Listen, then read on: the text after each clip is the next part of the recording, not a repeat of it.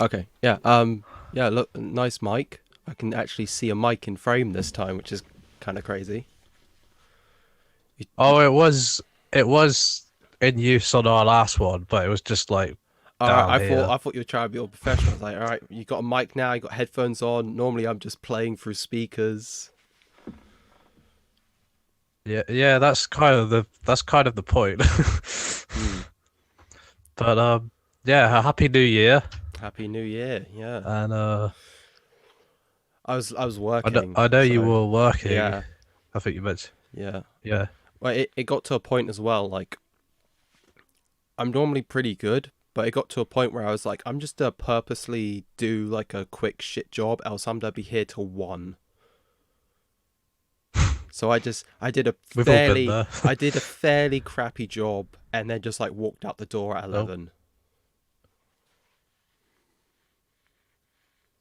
Can you blame me? yeah. It kind of glitched out there, Oh, but I know my younger brother's playing Fortnite at the moment, so I think that's like sucking up my bandwidth. yeah, bastard. Yeah, I know, right? Like, get this, he's 10 years old, right? And Yeah, he got an Apple Watch from his dad for Christmas. yeah. Oh no. Uh, Like, my brother. Yeah, my brother is 7. He's gonna be 8 in February, right? yeah, My stepdad's mum, his grandmother, got him like one of those Amazon Echo things. I'm like, he's 7. yeah, okay, I got yeah. I got a brick Does he have an phone. Amazon account? No. No, I'm the only one with a fucking Amazon account, and I don't like those things because they creep me out. So I was like, no, Uh, you're not hooking it up to mine. Also, like, I didn't have yeah, it's kind of messed up. Like, he already got an iPhone. He already got an iPhone for his birthday in July, right. which already is like okay. Mm, And then they got him an Apple Watch. It's like, why do you need that? yeah, You're a child. yeah. But like, I remember getting a brick phone, like a Samsung brick, when I was in year 6. So what I was like, what 10? Mm. Yeah, It's gone same. mad. And we were fine. Yeah, didn't need a phone Yeah, till then. Okay. yeah. I mean, I say to my mum like, don't let him go on Facebook. I regret going on it as well. I know that's what we're using to call each other, so it does have its uses. Well, we're using Messenger. Like, I don't like Facebook. Yeah, Like, well, Facebook is it's, horrendous. it's, it's still the same company, or Meta, should I Yeah, say? I get that, but also I think like I remember getting Facebook like way past everyone else, and I still believe I was too young for it. Because as soon as you Same. have that like entry into social media, you just act like an idiot. Like Mm. I don't know whether I was too young for it still, even though I got it fairly later than everyone else, or whether just no matter what age you are, as soon as you enter the sort of realm of social media and online talking, you just you need to learn. You need like a Mm. solid amount of time to learn not to be an idiot online.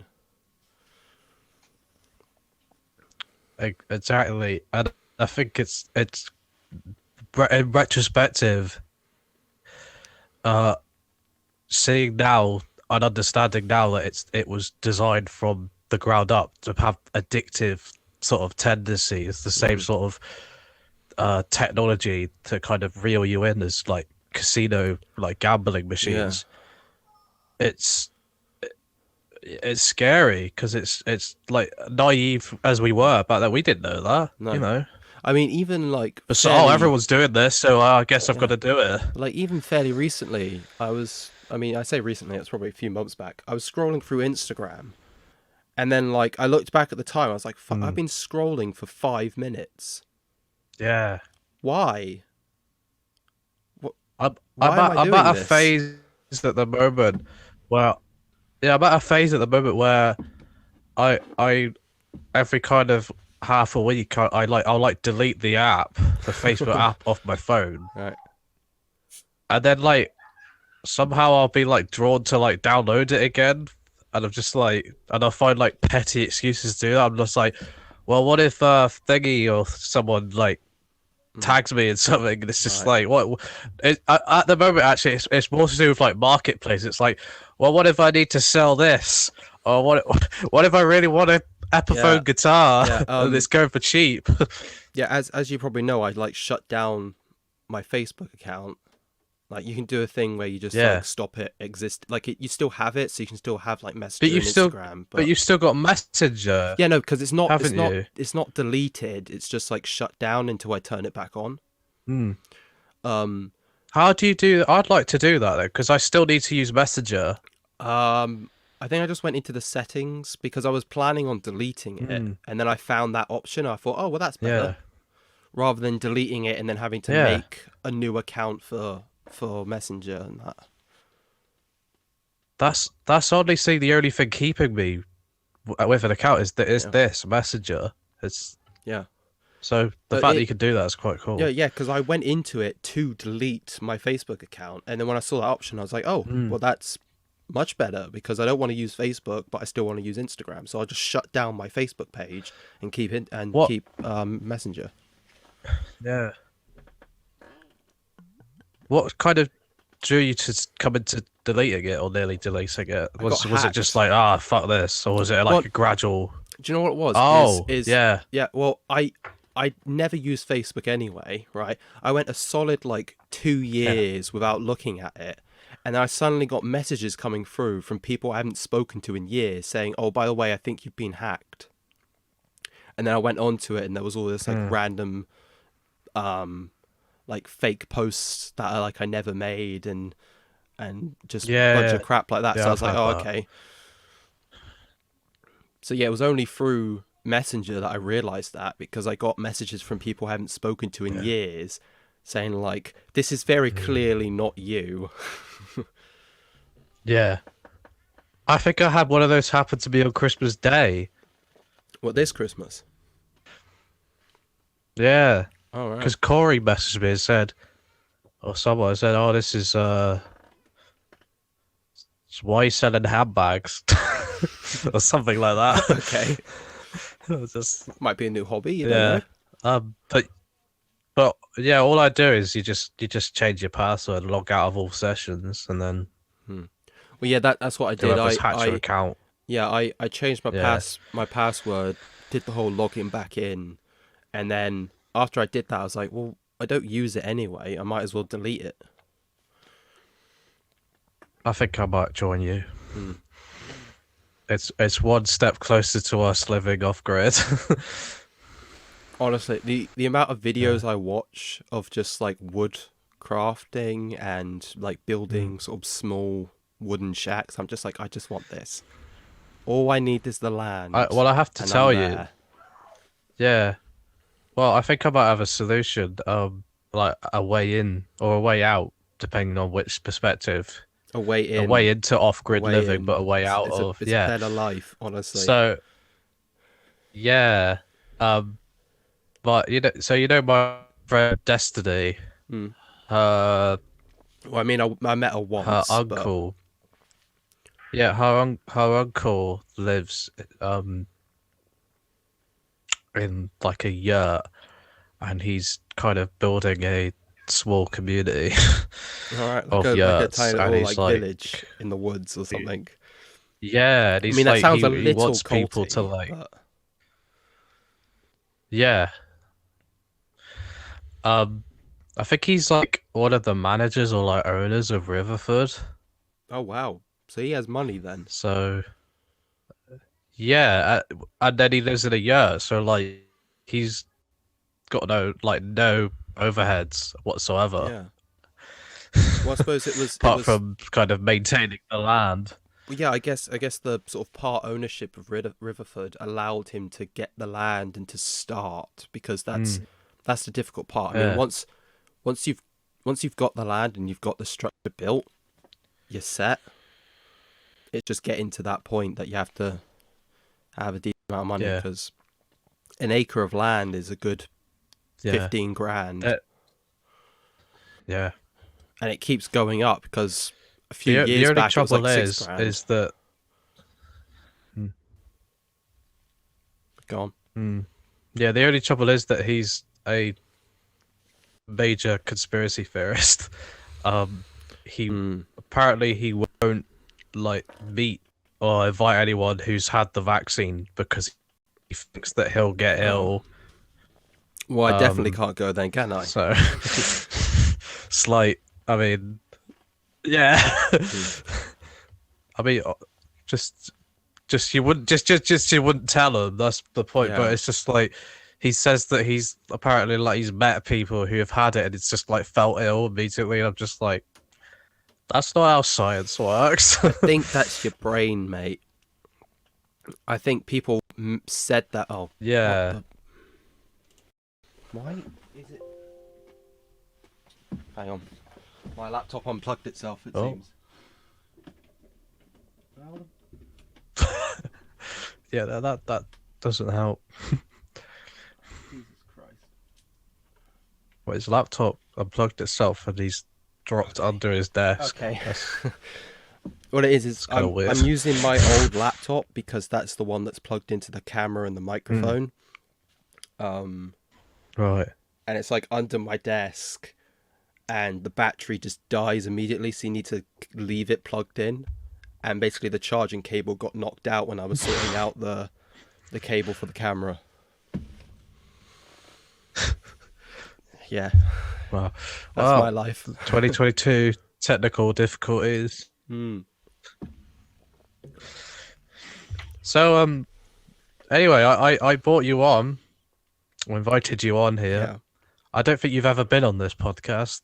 No. You're officially the second guest. Yeah, Will's the only guest you've had, yeah.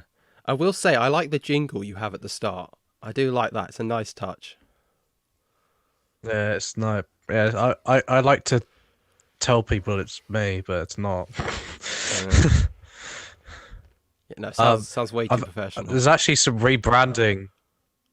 The podcast was called "Are You Still Talking?" That was it, yeah. Right? Yeah. As in, like, but Right. I've changed it now to "Are You Still?" It's now "Are You Still Listening?" Okay. Which just makes more sense. I don't. Why did I call it "Are You Still Talking?" Well, I thought it was like the audience saying, "Shut the hell up! Why are you still going on?" Yeah, because people have said that to me. Like, are you still talking? But now it's kind of like me asking them, like, are you still listening? Yeah, you've gone down the rabbit hole of like renaming everything now, have you? Yeah. I've done that so much. But anyway, I forget what my own stuff is called because I've changed it so many times. Yeah. So yeah, I mean, I started recording just before I called you, so I've already kind of set the scene. But I thought because just like, all right. I wanted to kind of start with how we sort of came to meet. So we met. I know, fever dream. I mean, actually, yeah. Actually, before that, I wanted to ask because I don't ever think I've asked what made you want to do a film course, because obviously before that you did engineering. Yes. So what kind of made you decide to do film instead or afterwards? Well, I did a year of media and then a year of film studies at GCSE level. Yeah, I don't know why I'm trying to think of the year. Anyway, doesn't matter. Just really weird. It's like I'm like one of the first of like our group to leave education, but I started my sort of like qualifications the earliest, I feel, because I got a GCSE when I was in year 9 was my first GCSE, which was a full 2 years before my like final exams at secondary school. But yeah, was that in film? No, that was a fast track in something else. It's I'll tell you, it was dance, but Oh, yeah, I think you yeah, mentioned you did dance. Yeah, yeah. that's cool. Um, it was a free GCSE essentially. I got told, like, I was fucking about in, I think it was probably like year 8, so before, just like year before, where you had to do it as mandatory. Hmm.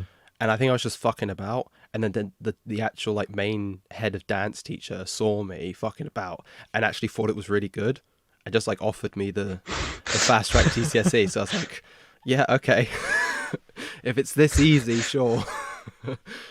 um, so Uh, yeah. So I did those 2 years, and I remember my media teacher saying that he would want me. I'm one of the people he would want to continue studying at sixth form. But at that point, hmm. I was very much in the headspace of one thinking that that isn't like a real job. Like I couldn't conceive of doing that for the rest of my life because it didn't seem like, you leave education, you get a real job and you work it. That's still where my mentality Hmm. was at. Um Yeah. I think another thing was as well that because I was like decent at maths, but they accidentally put me in like the wrong class, which meant that I was at the very top of my set by like a large margin. So I got into the mentality of like, oh, I'm like pretty decent at this. Um, Hmm. and I finished like my maths exams like 2 hours before they were meant to finish. I just steamrolled straight Yeah. through them because I found them piss easy because I was put into the wrong thing and had the lower paper when I should have had the higher. But is what it is. Um, so I was like, all right, so like the sort of workings of engines and stuff like that, that's interest me. I'm decent at maths. Something like in the mechanical realm is a real job. I did work experience at a garage. So I was like, but I don't want to do the Hmm. automotive one because you have to start at the first level. You have to sort of work your way up. I had a mate who went with the automotive, Yeah. and he did that extra year of at the lowest level, worked his way up, and I think he's doing pretty well for himself now. Right. But I was like, no, that's like the grease monkeys. I want to do like the proper engineering. Skipped over Yeah. level 2, went straight to level 3, high tech engineering. Everyone in my class had already done the level 2, and I just spent a year doing maths and fucking hated it. Yeah. Uh, I mean, I take that as yeah, well. yeah, it was boring as all hell. And I actually tried to go back to sixth form. I tried to then do media and maybe art, I think it was, at sixth form. Hmm. And then basically I had to speak with the actual teachers in charge of those like classes. But the way it worked, and because it was like so last minute, and like because it was like in the middle of the like school year,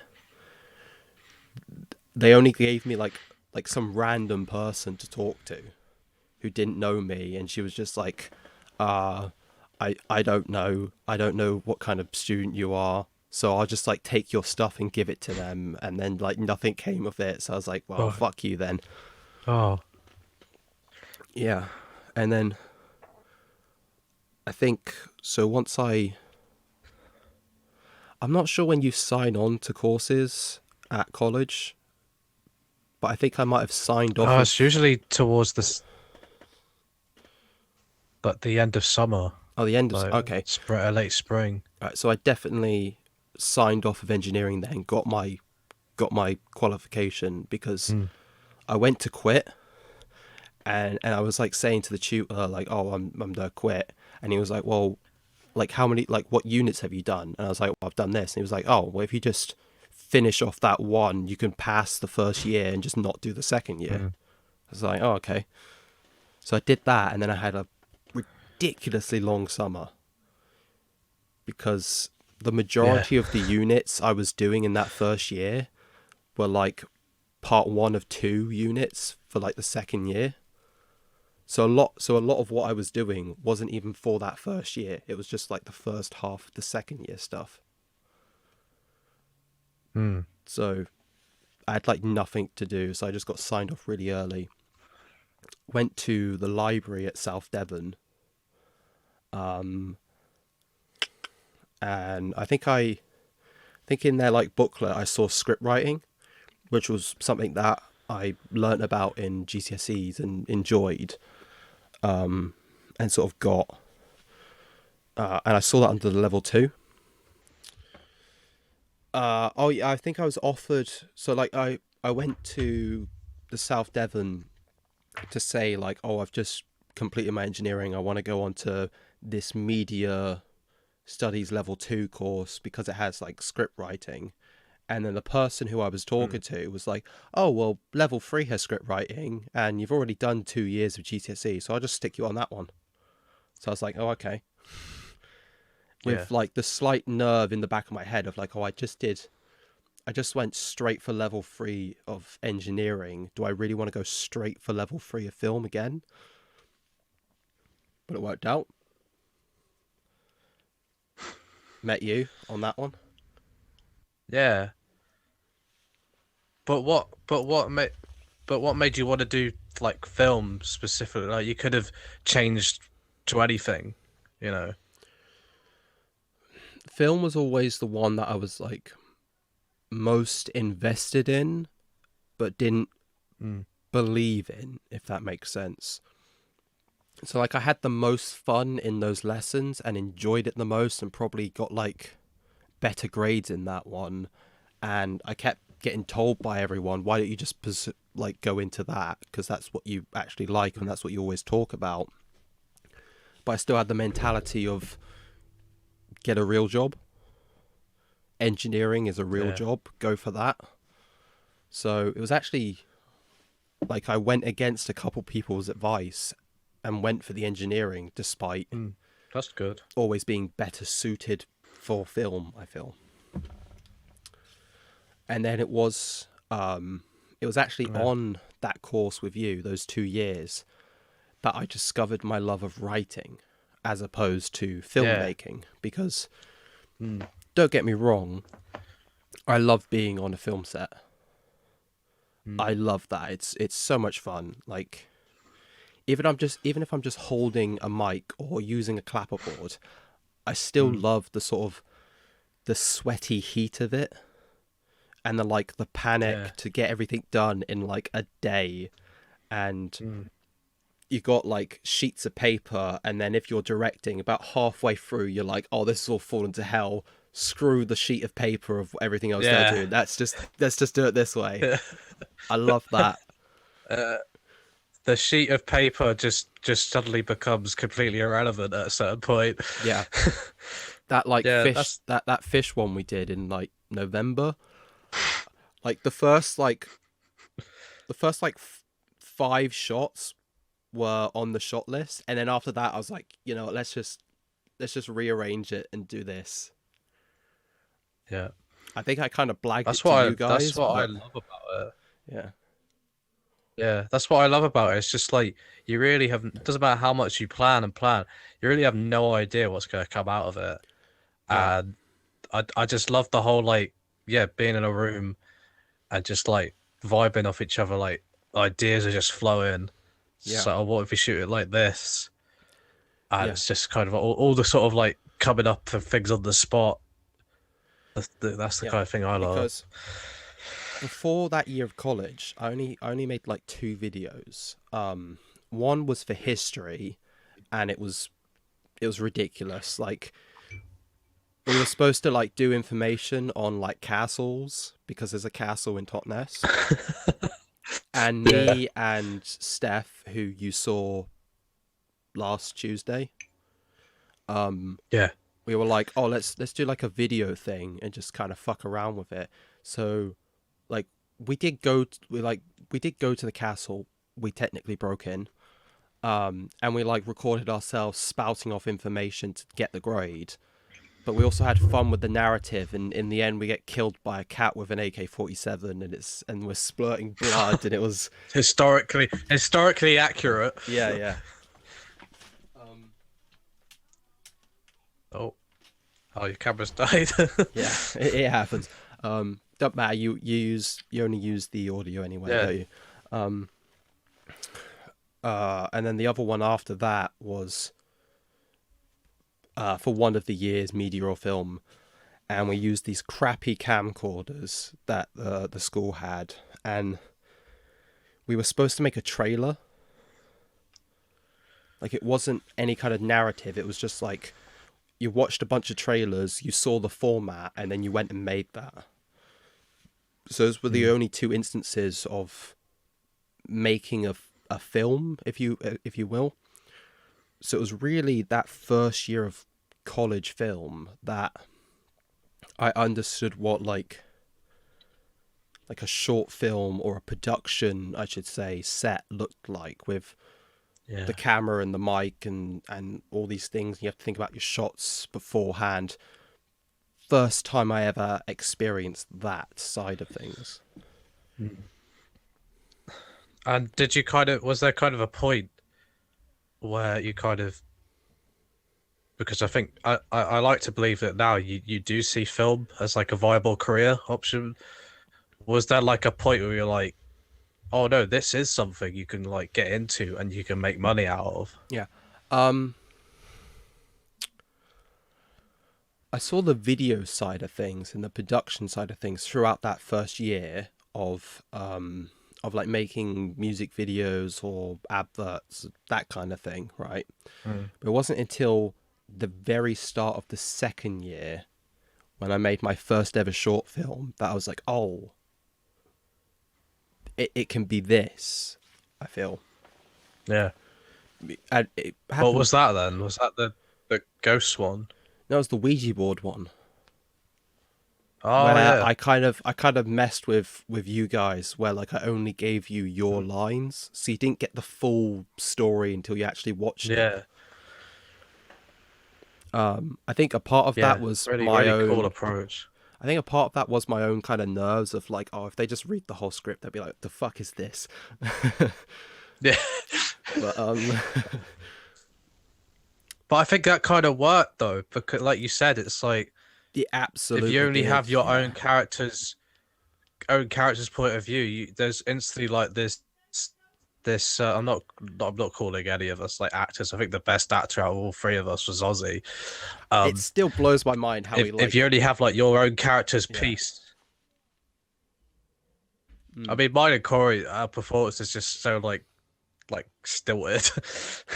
It worked for what it was, though. Like, it didn't need to be anything more. Hmm. And just this is a side thing, but I think the reason Ozzy works so well on camera is because he just commits himself to it. He Like, just has there are character. there are no nerves in him. He just goes for it. He's like, yeah, okay, Hmm. like, and then he just throws himself into it. He's quite a very performance kind of person, isn't he? Yeah. So even though he's not an actor, he kind of Honestly, fits really well. yeah. But which is completely opposite to, because when you talk to him, he's quite quiet, Mm. and obviously, you know, I think any chance you can get to like stick something on him as well, which I think I've heard a lot of actors say, that they're able to sort of like fall into it easier. So like when he had the wig and the glasses on, yeah, yeah, with the glasses, he was very much he sheltered, just became that. and Yeah, he was just that yeah. person. He was just the person that was needed in the Mm. script and in the film. It worked. Honestly, like he was wasted talent on the set of Mary's Dollhouse. I don't know why I didn't get him to act, to be honest. Yeah, I'm sure I could have whipped up a quick scene, but Yeah, like the um, postman or something. yeah, anything. Yeah, yeah.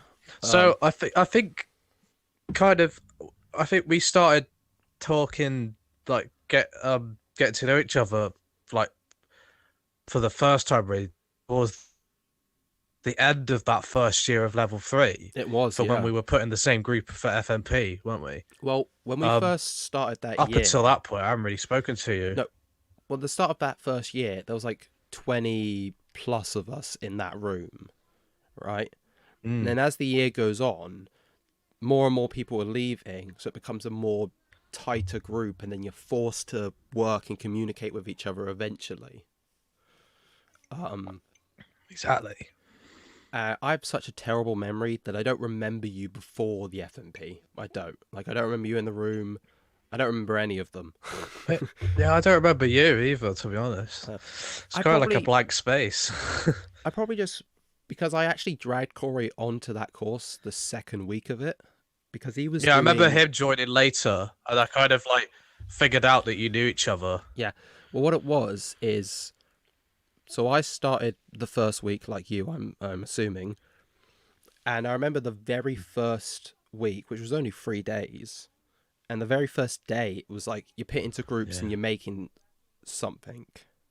yeah, And yeah. Corey was on A levels, and he'd been doing that the past year as well. When I was on engineering, he'd been doing A level film and all this crap, and I think maybe English. I don't know. Um, and basically, his was always like media studies, so it's the study of it. It's just constantly. Yeah, I remember when I was in media studies GCSE, you're just writing. You're just writing about yeah. mise en scène Not and practical. and none of it's practical. And I remember talking to him after that first week and being like, this is amazing. Like, we were just given Yeah. cameras and sent off to film. How is this a thing?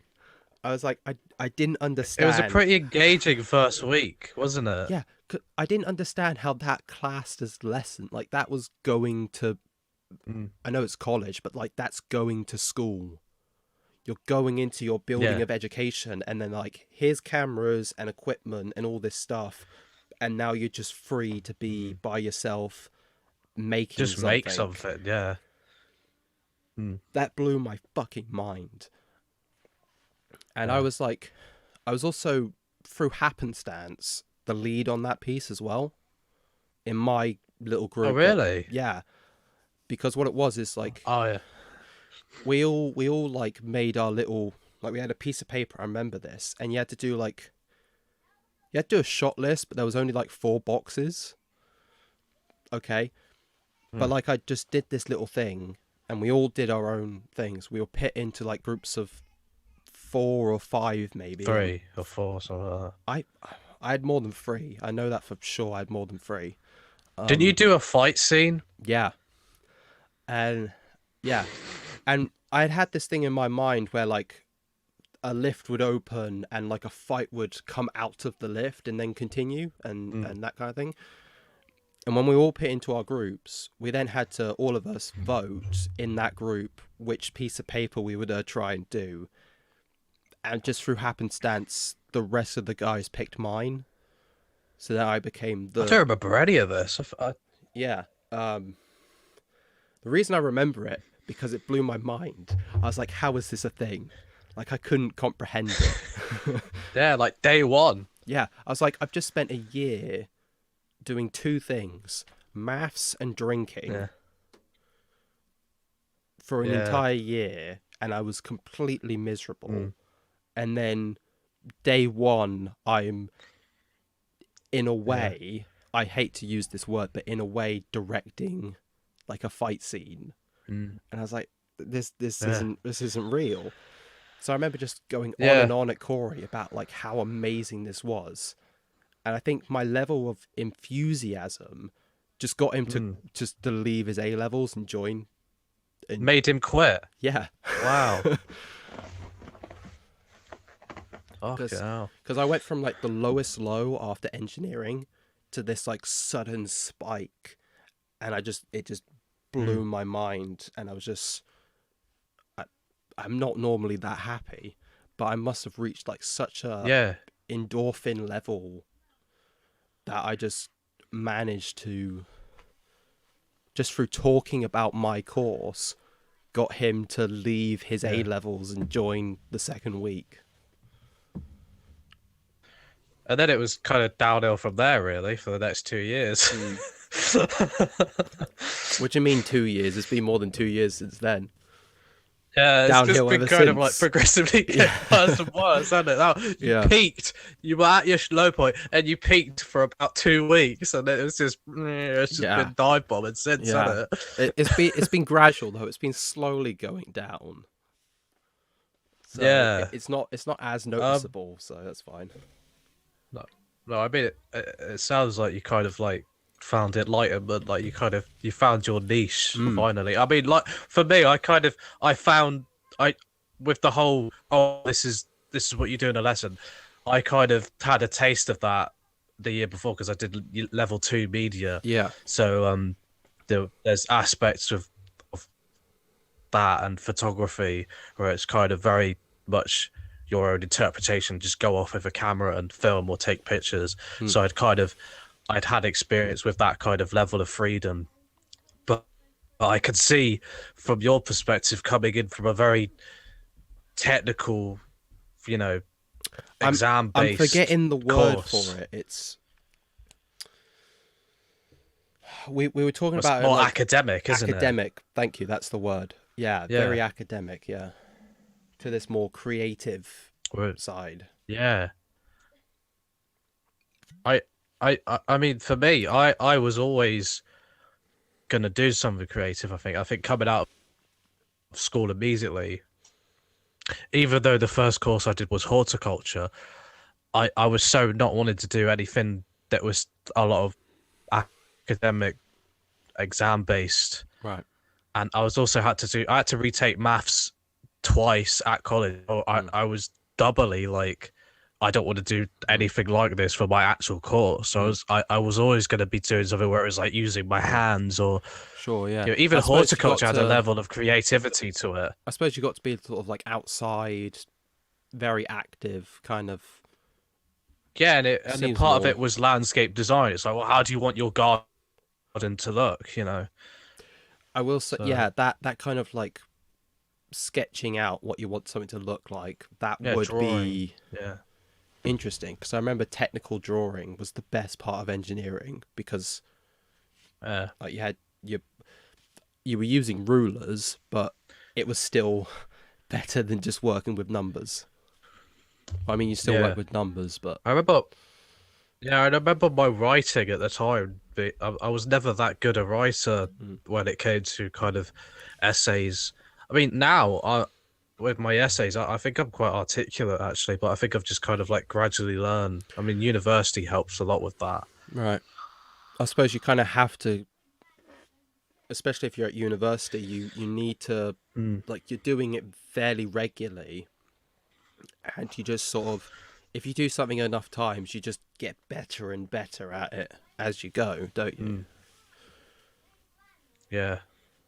So, um, so obviously we worked on F&P together, and I kind of feel like from that point onwards, we were quite heavily involved in each other's films past that, really, weren't we? Like most of the films we were Yeah, making together or we were involved in.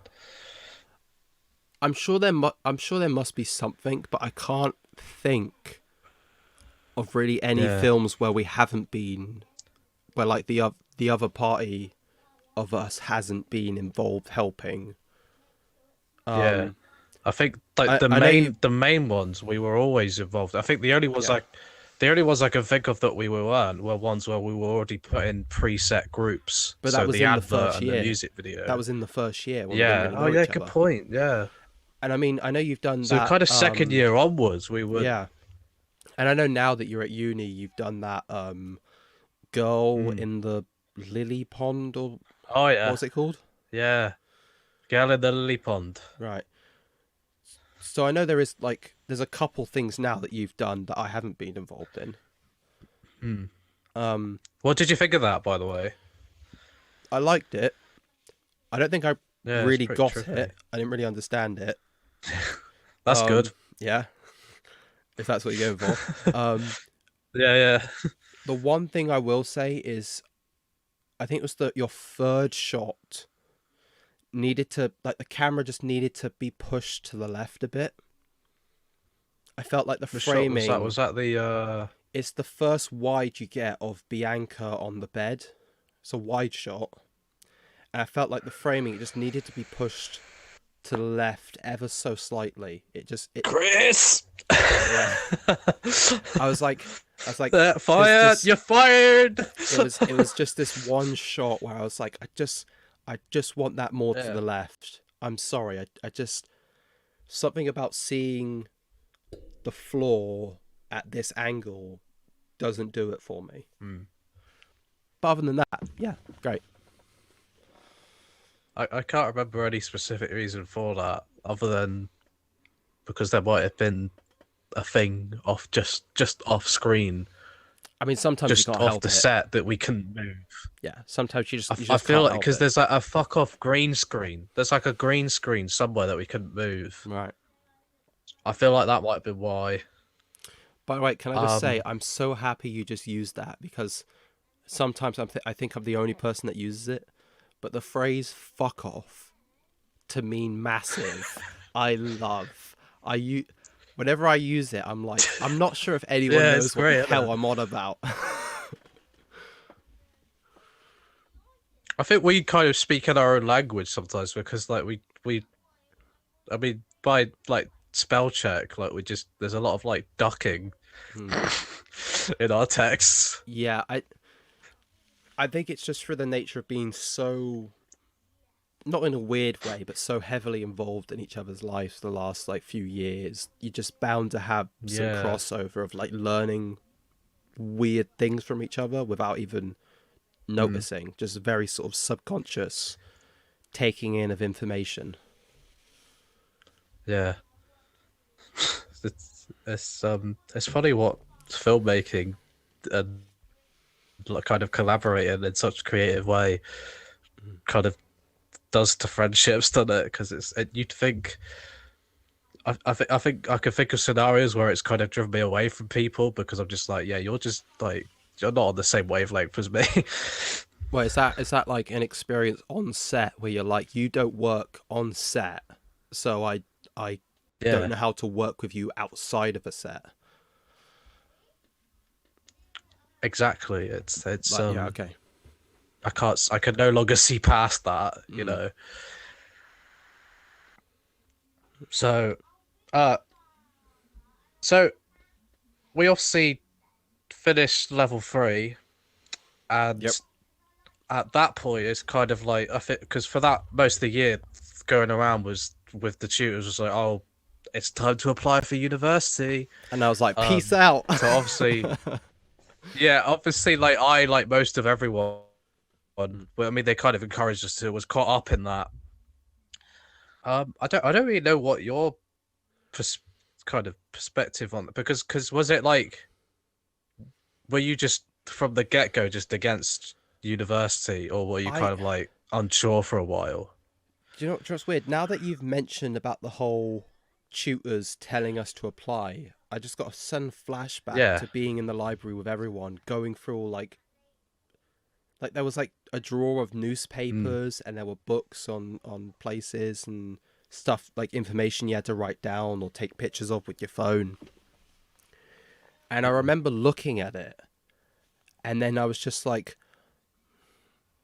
I think I was like I don't want to apply anywhere because this whole in a classroom thing with your tutors are there and you're just in this box of a room. I was like, I feel like I need a break.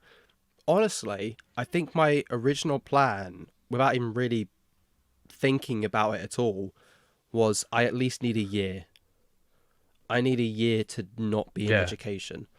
Um, so I said to I won't say her name, but I said to our tutor, I don't want to apply to anywhere. I don't want to do this at least for a year. And then Yeah. I think she was fairly cool about it. I still had to, I still had Mm. to like write up She on seemed our like she would be. websites. Yeah, I still had to write up on our websites, which is how like our work was Right. looked at and graded. About applying to places. Mm. but I didn't have to actually go Mm. like follow through with it. I had to do that for like the marks and a part of the course, because like a part of our course and the grading was about applying for your future. Weirdly, I don't know why, Yeah, but so I think I yeah. did like the whole write up as if I was going to university afterwards, but I didn't actually have to follow through and actually apply. So yeah. Um, yeah. I think for because I seem to remember applying quite late in the game because I was very much in the same mindset for quite a while. Um, I was kind of like, yeah, I want to break from this. I think I And remember I you think I spent saying that, like, yeah. yeah, when we broke up for that summer, I wasn't going anywhere. Mm.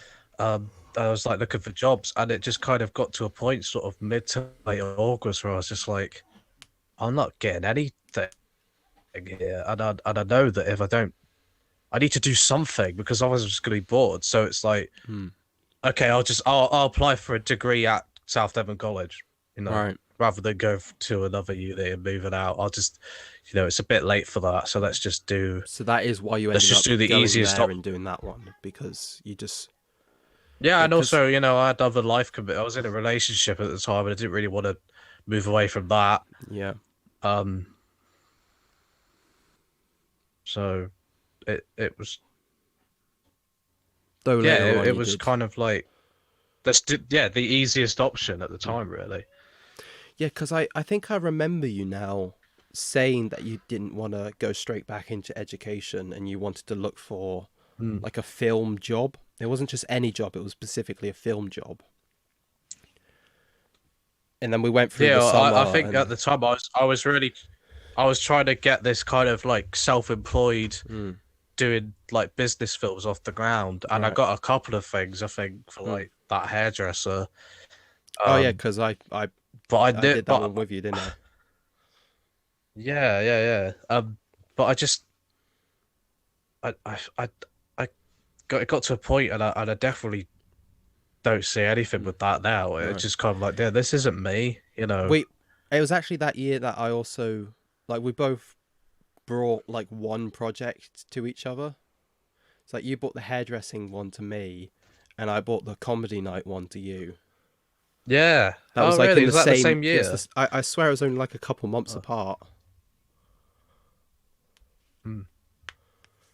Yeah, and then I haven't Yeah, done probably any of that was. since. No, that's what I wanted to get to next because it seemed like there was a point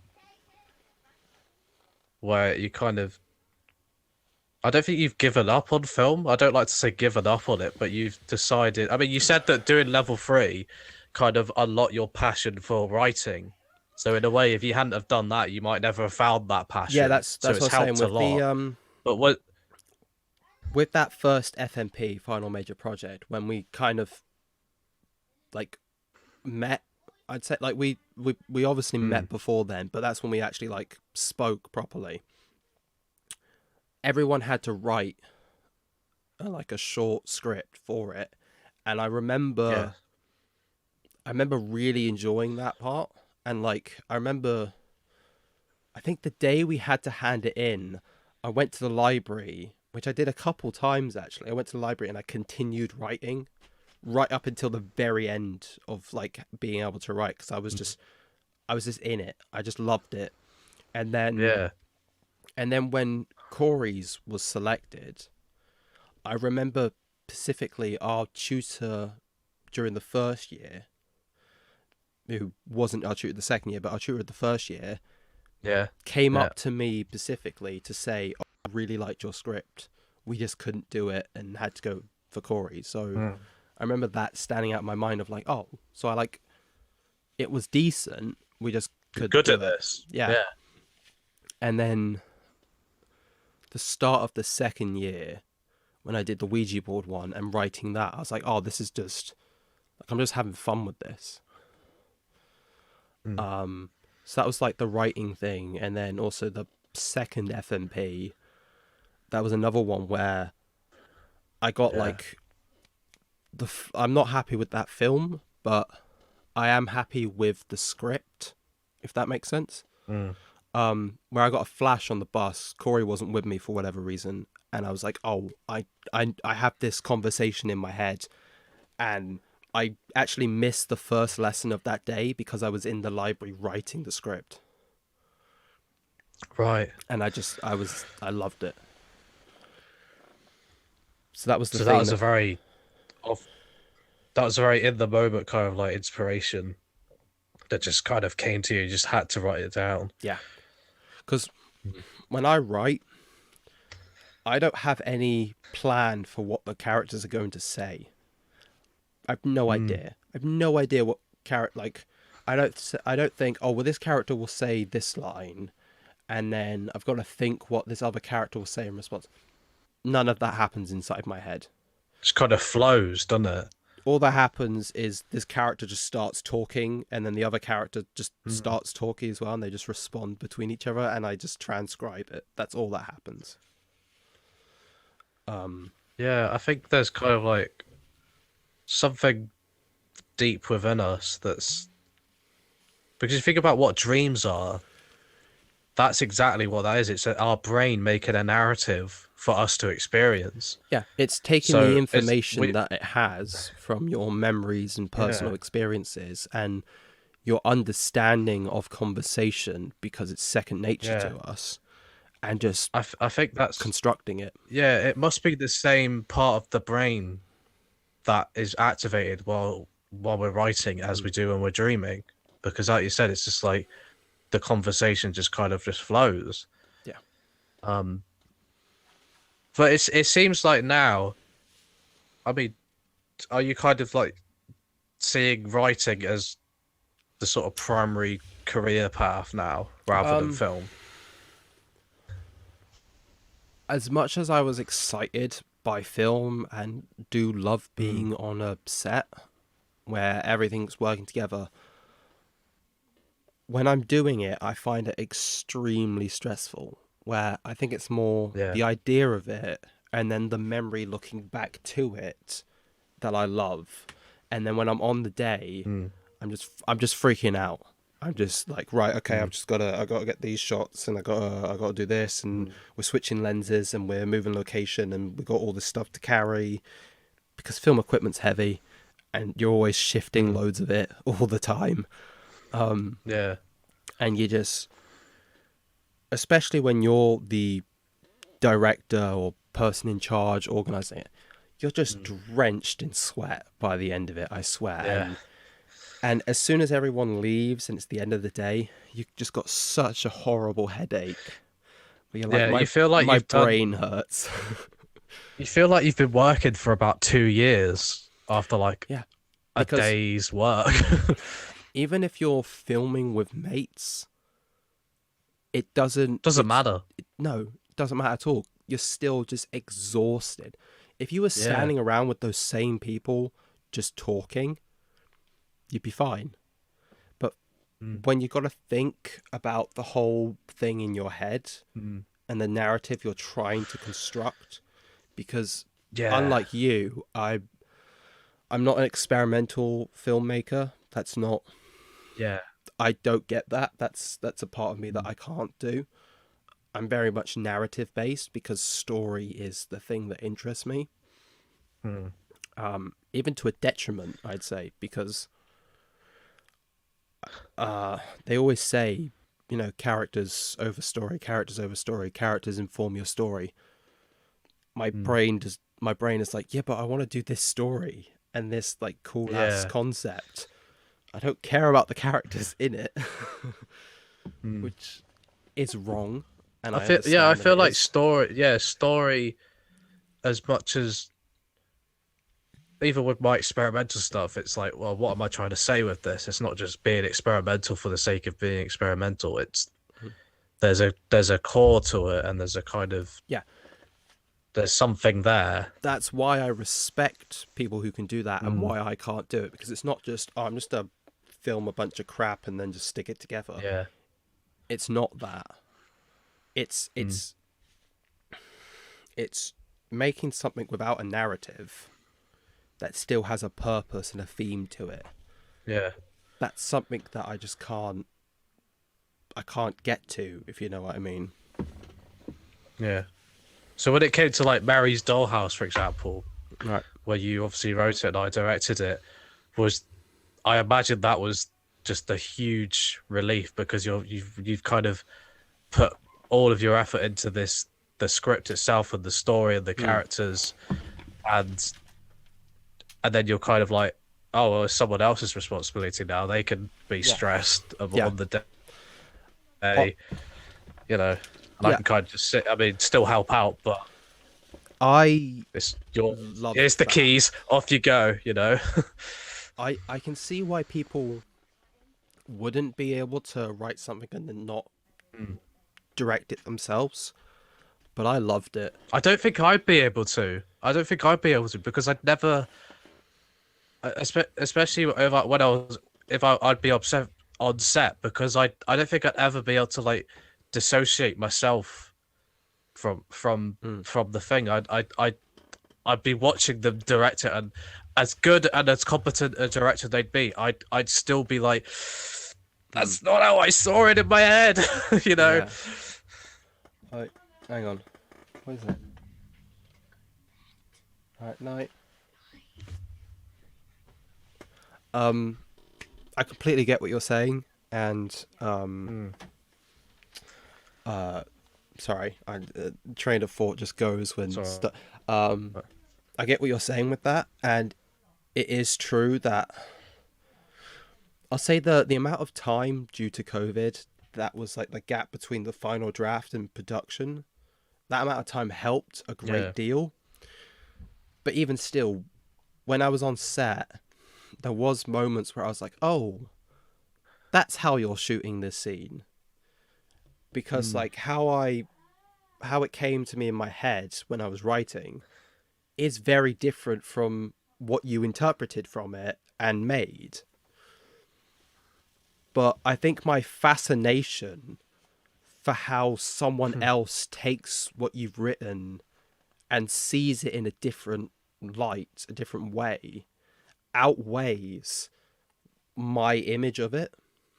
So I'm like, yes, when I was writing it, I saw it in this way, and if I made it myself, I would have done it in this way. But I'm like, oh, seeing how someone else sees the written word that I wrote, not they're not looking at the film I made. It's they're not looking at a film I made and then telling me what they think about it. They've literally looked at something I've written and gone and made what they see. And I think that's so cool. mm, yeah. Yeah. Um. So you could see yourself doing something like that again, then, by the sounds of it. Yeah. And it was Mm. going back to what we first said, so little stress. So little stress. It was great. Yeah. Because I was like, well, I wrote it, so I'm just gonna, stand here with a mic and let you do your thing. Yeah. I ain't got to worry about. Yeah. That's something else because it's like I always forgot at times that you wrote it on set because I was Mm, just like, wait, you're the mic guy. You wrote yeah, this. That's yeah.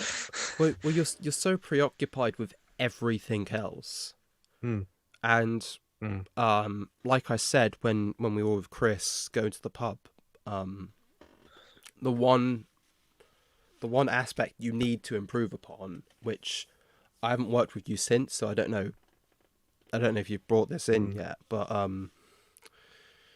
you're great with your cameraman, DP, whatever, mm. and the actors, but you Yeah, kind of leave everyone else to just sort of figure I out what you're know. doing as you go. Because I'm holding the I wish mic. they'd like a checklist for Mm. like every shot, or not every shot, but like every scene. It's like Because right, it's direct this person, yeah. direct this person. No, I don't think you need that. I think you just yes, you need to spend the Mm, most amount of time with your camera operator if that person is also your DP, which mm, normally is for us, and your actors. You need to spend your yeah, most amount of time with them.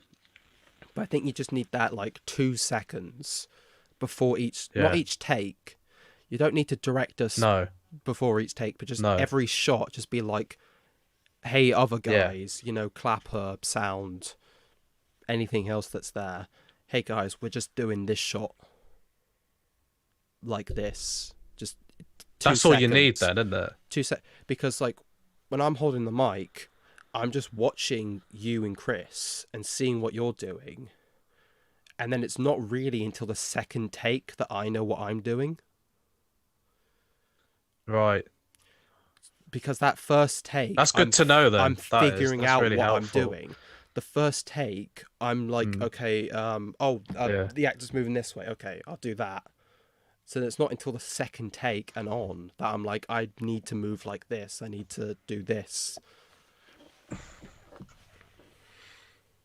Yeah. I'm No, that's noticing really how much helpful I use my because it's hands. yeah. No, I do a lot as well. It's just Yeah. like I'm wondering how much is going to be lost Um, in audio. what the hand movements? Yeah. Mm. I know it kind of How much of my accentuates what you're conversation? saying. Yeah.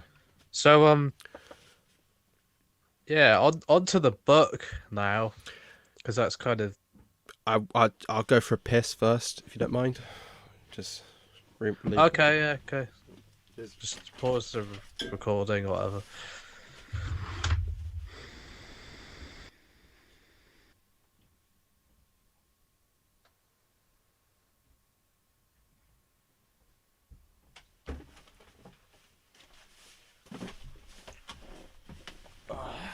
Someone's in the bathroom, so I have to wait. That's quick. Oh,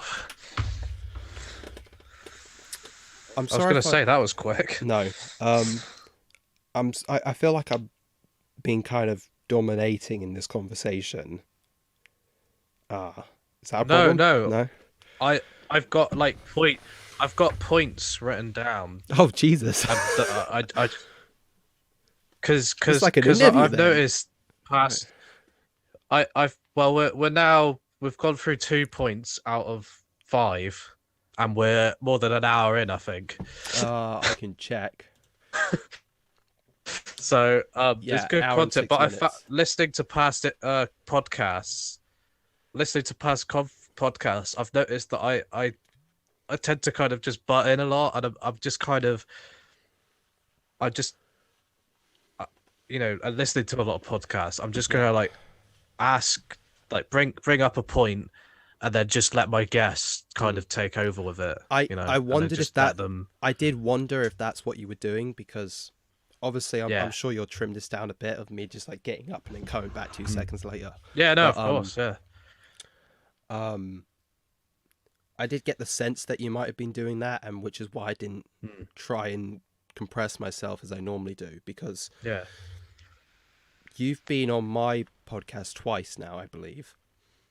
And mm. and even before that with the previous podcast when I just spoke to you individually, like Corey wasn't there, I Yeah, did try and let the lead be taken a bit and sort of like actively compress myself to like not yeah, over talk the other person. I remember, that's what I'm trying to do with this. yeah, I remember specifically with Corey actually, where it was like in this like weird experimental sort of thing that I did for 2 episodes where of the previous podcast where I spoke to Corey, like not about film at all. I just spoke to Corey about like his life and his veganism and all this stuff, and then I spoke to you about your relationship and everything in a separate podcast.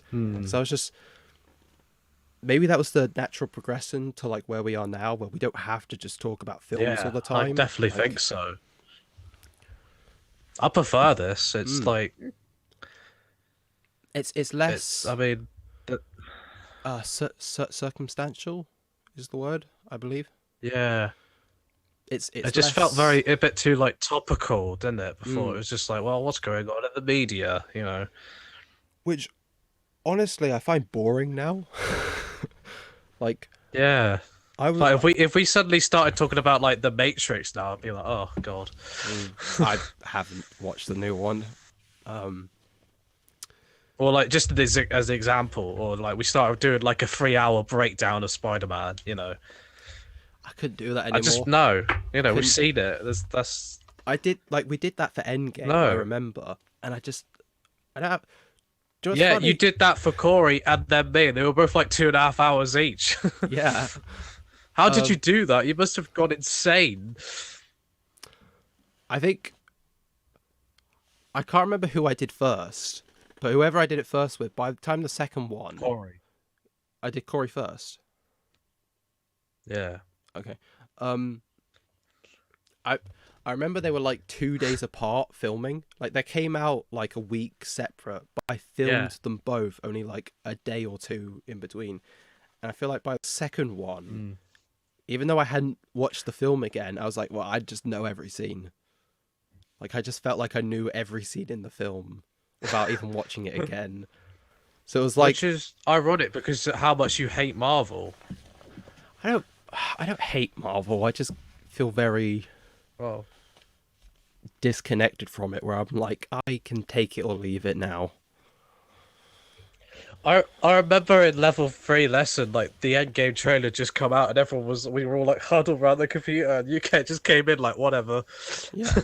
I think I just sat You're down, so nonplussed. stuck on my headphones, and just like started listening to a podcast, like completely separate. Started listening to Rick Astley. Hell yeah. So I read it in about a day Hmm? because I just could. I find that with reading, I Fast have to reading. just be left completely. I have to be left completely alone, you know, I think I and kind of I get can't what you're have any saying devices because I'll just be because distracted. like I can read easily like 6 chapters straight, but as soon as I put that Yeah, book down, it can be 4 months yeah, before I pick it up again. It's like I was yeah. reading I just Dune and I was going through it, and then I put it down and I Mm, haven't touched it again for 2 months. yeah. Hmm. I almost need like a reading room because I can't. I find that I can't read in my room because there's too many distractions. Hmm.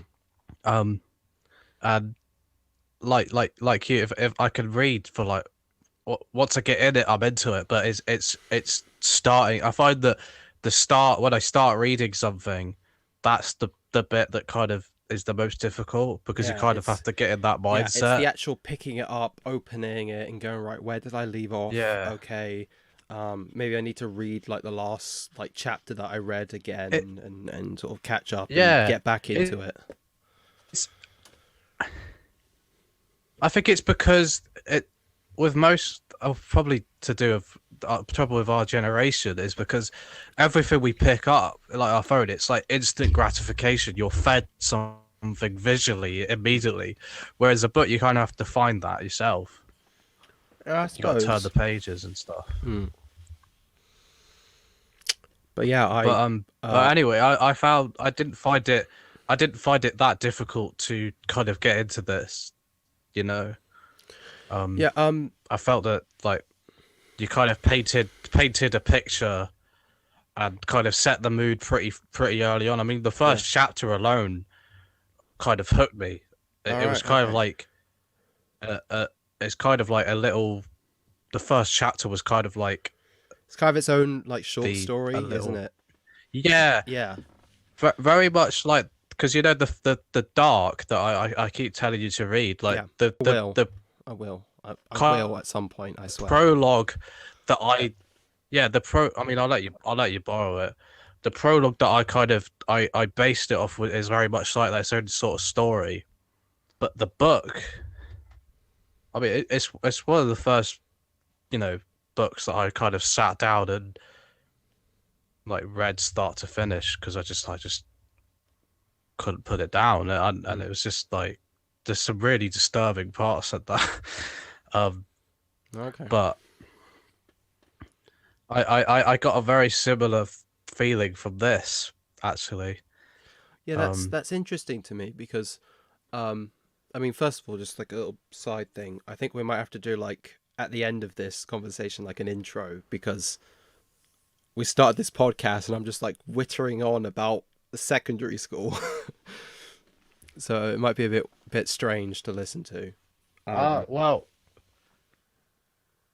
Well, well, when did you start recording? To when you first answered the call? Yeah, first answer the call. Yeah, Yeah, I normally do an intro anyway. I normally put that at the you start and just can say, "Oh, do this is that what." yourself. Okay, fine. Yeah, I do that. Yeah, I All just right. say, "Oh, this is the podcast. This is who I talk to." Okay, fair. Um, I was curious actually about like how it flows start to finish, chapter to chapter, because I didn't Hmm. write it like that. I didn't like I wrote chapter 1, chapter 10, and then I think I can't remember what chapter it was. It might have been like chapter 4 where I wrote 5, 6 and then went back to 4 or something Yeah. like that. Honestly, that doesn't come across. It Does it not? flows Okay. really nicely. That is a surprise because I was worried about that because Um, oh yeah, no, it's chapter 4 I wanted to write after chapter 5 and 6 because I wanted to foreshadow and sort of hint at a lot of stuff that would come in the next two chapters in that chapter. So I was like, if I write 5 and hmm, 6 before writing chapter 4, I know everything that happened because I don't know yeah, everything that's going to happen when I sit down to write. yeah. I think I think one of my favorite parts, kind of flow wise, is somewhere in the. It seems like the chapters get longer towards the middle because that's kind of when the most of the stuff happens. Um, and there's a couple walking and they're hearing noises, and then you're seeing the exact same moment from someone else's perspective, and they're hearing the same things as well, but they're in another location, and then they end up finding the scene where these people were taken. Um, Yes. Yeah, I know what you're talking about. the Yeah. Yeah, the way that was, because you're not explicitly saying, "Oh, this is exactly what they're hearing. They're hearing this." You're Mm. kind of suggesting that the same things are happening at the same time. The way that was written, and then you kind of cut almost like a film Mm. from that to that. You kind of you. I found it quite easy to piece that together, and that was because of the kind of structure of how it was told. Really. Okay, Um. great. Wow. I think that's a lot of just Yeah. like internal subconscious. I think I'm Yeah. just like naturally kind of good at structure, weirdly. Like, Mm. Yeah. I got a lot of that. because when I started writing that chapter, because I know what chapter you're on about, I'm not sure which one it is in the book. I can Mm. look, but when I started writing that, It's towards the middle. yeah, I know it's oh Jesus, I don't think I had any real. Is it chapter 5? I don't know. No, it won't be that one. I don't know. Whatever. When I Yeah. started writing that, I don't think I had a clear, like with any of the chapters, I don't really have a clear understanding of what I wanted to say within each chapter. I think I was like, Mm. so I wrote chapter 1, wrote what would turn into chapter 10, and then what I did is I did that, like, you know what we talked about last time on the call of like that sort of structure. What I did is Yeah. I placed those two chapters within it and placed what I already had in my head within that. And then I found this Mm. massive gap and I filled that gap with that couple and the whole, like taking them captive. And like that is what I slotted in afterwards. Yeah. So I Yeah. think if I knew anything going into that chapter, it was like, oh, all I want to do is just have like establish these two new characters and have them taken by the end of the chapter. That's all I would have gone in knowing. Yeah. Um. What kind of made you want to write a book? Writing so many films and being involved with film primarily. What Hmm. kind of made you go, I want to make a book. I want to write a book and publish it. Right. I don't know if publishing was ever in my mind when I first started, but Hmm. I don't know if I thought of it before this or this is when it just sort of like came to me. I was walking up to towards where Corey lives. Mm. Because at the time we were playing D&D for a bit, like for a couple months we were playing Dungeons and Dragons. It didn't last too long, but we did that. And as I was walking up, I think I just had the idea of like, why don't I just write a book? Like, because it's writing which is Mm. the most interesting part of a production to me. That's the bit I like the most, is the writing section, and I don't need to deal with any of the hassle of what comes later, which is the same in Mary's Mm. Dollhouse, where I can just hand it off to someone Yeah. else. With a book, it's like once I finish writing it, it's done. Like, it doesn't need to go through finding actors and crew members and locations and sorting Yeah. out the equipment and all of that and dates. It doesn't need that. The editing process, which I hate the most, doesn't need to happen. I mean, it, I suppose you can say a book needs editing. I didn't bother. Yeah. I get the issues with that. I understand the issues with that. But Mm. towards the end of the book, I was like, I was in a very specific place when I started writing the book, which is why it is how it is. And then when I was coming to the Mm. end of writing it, I was exiting that place of my mind. So I got to a point where I was like, Mm. I don't want to be writing about this anymore. I want to move on to the next thing. Which is why I think I wrote the first chapter of another book before writing the last two chapters of this book that came out. Because I just wasn't in the same headspace as I was when I started it. Mm. Yeah. I mean, does that? I mean, from what you're saying, that was this a story that you always kind of had for protect? Did you kind of just had the story before you wanted to do it as a book? Like, did you see it? Did you have it as an idea for a film before you were like, oh no, I want to make a book? Do you know what it was? It was that first chapter in particular, which is what I said before of like could be its own short story because it's very disconnected from everything else. Mm. And I purposely brought back that character towards like the middle of the book, so I was like, Yeah. else he's not doing anything, else he's useless, right? But I won't. Yeah.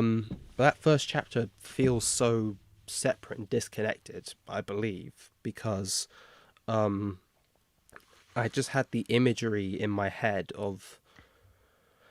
I think I was like watching a YouTube video or something of like talking about like Lovecraftian horror and why there's hardly any adaptations Yeah. of his work, and if there is, they're not very good. And I had the imagery in my head of like, it just came to me instantly of like, I know exactly what I would do if I was doing a sort of Lovecraftian short film. Oh. Mm.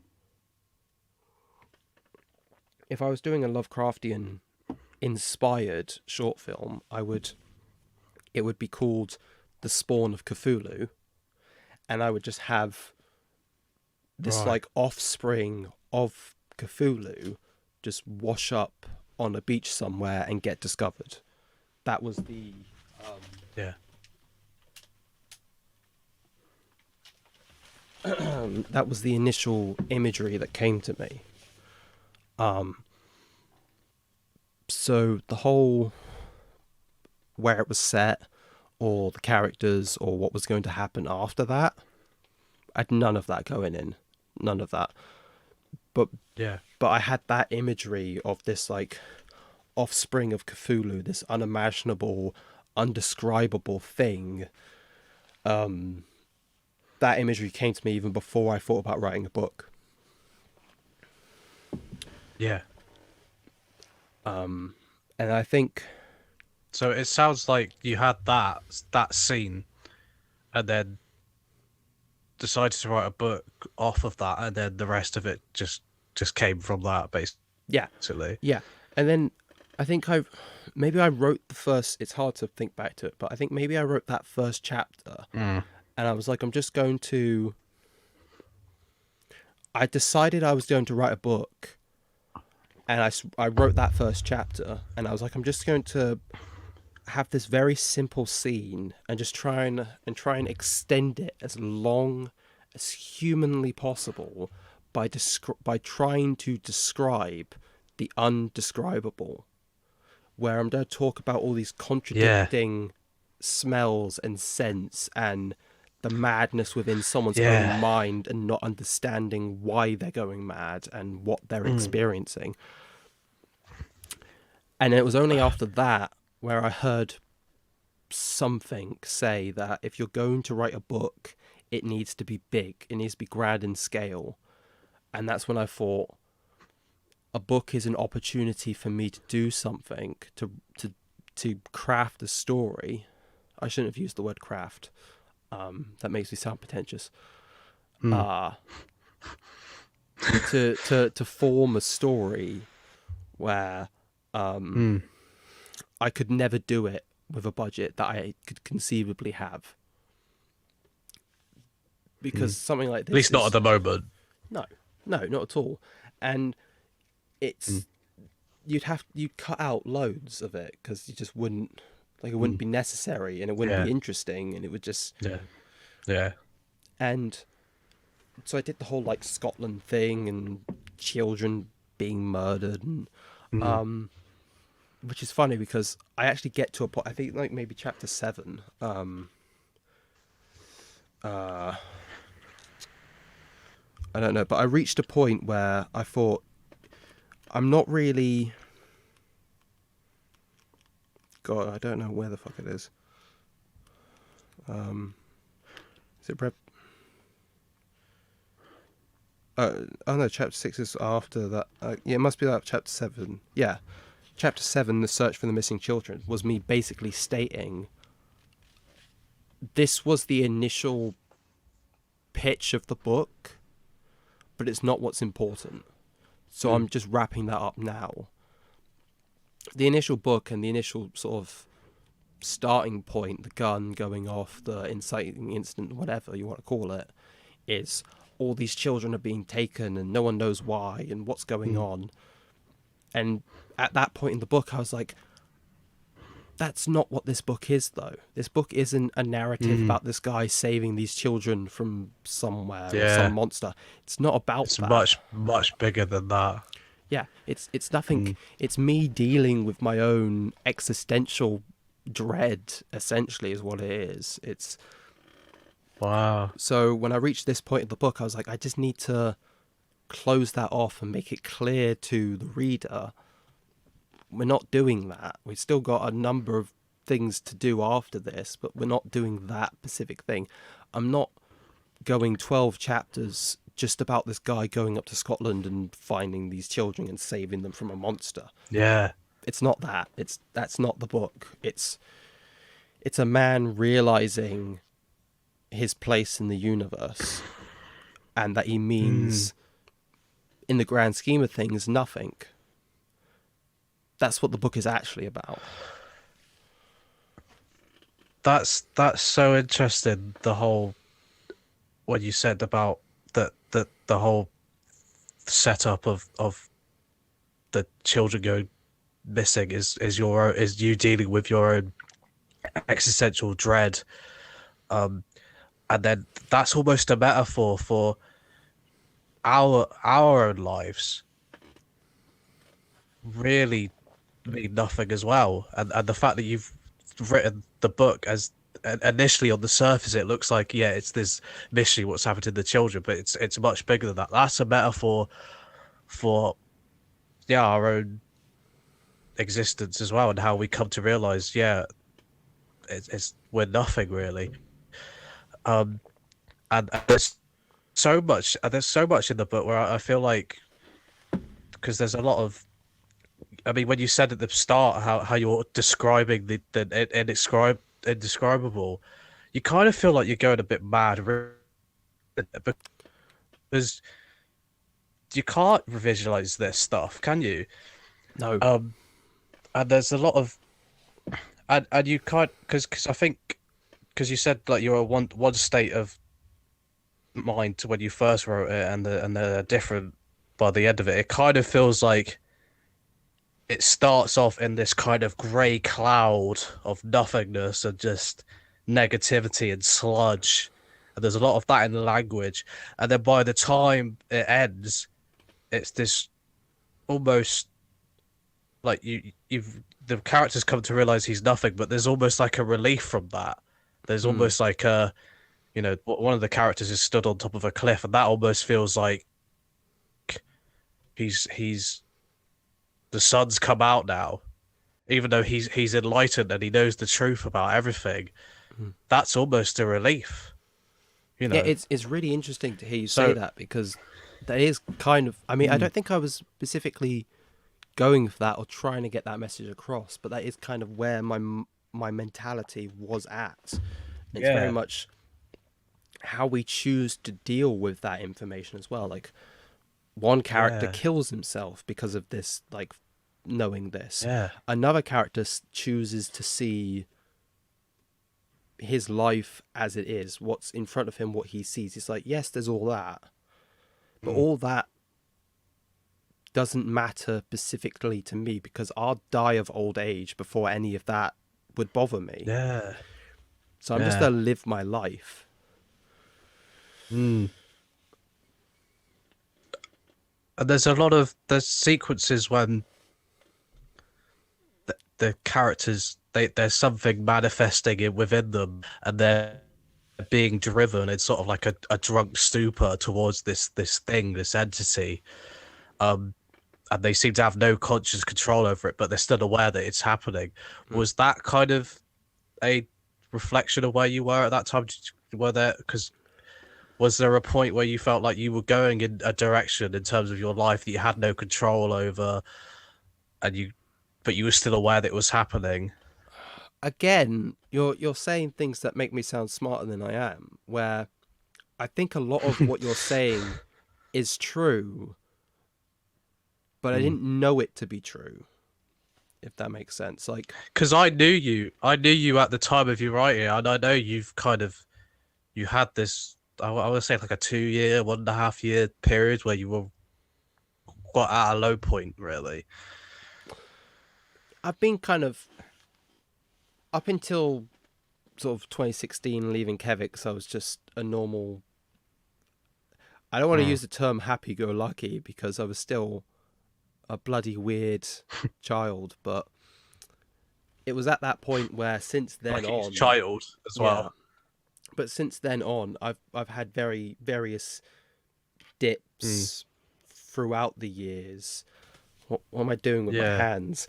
Um, but various dips where I have reached fairly low Mm. points. That is what it is. But Yeah. I think this book did help work a lot of that crap out for me because it's like I took Mm. all the nasty, depressing shit within my soul and took it out and placed it within this book, this separate item, this separate entity.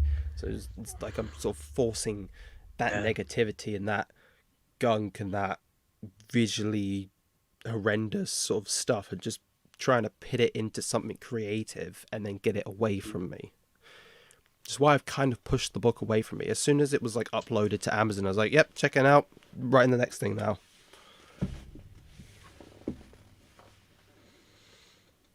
Yeah, you didn't really spend much time really promoting yourself, did you? But No. after hearing you say that, I can understand why now. Yeah. I I don't know if promoting is something I could ever do, to be honest. Like it's funny, I did Mm. it was available for a pre-order on Amazon, the ebook was. For like maybe a day and then I put a post up on Instagram just randomly that I'd written this book and then as soon as Mm. I clicked post like Facebook, Instagram, all of these things just immediately shut down. I was like, this is a sign. This is a sign.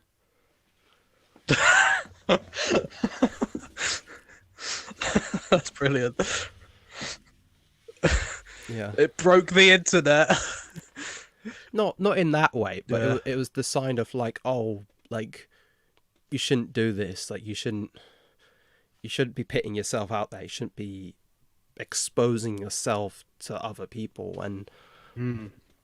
I went to a christening when it was still on pre-order but hadn't come out yet, and people that I hadn't seen in quite a while, and people that I don't even think,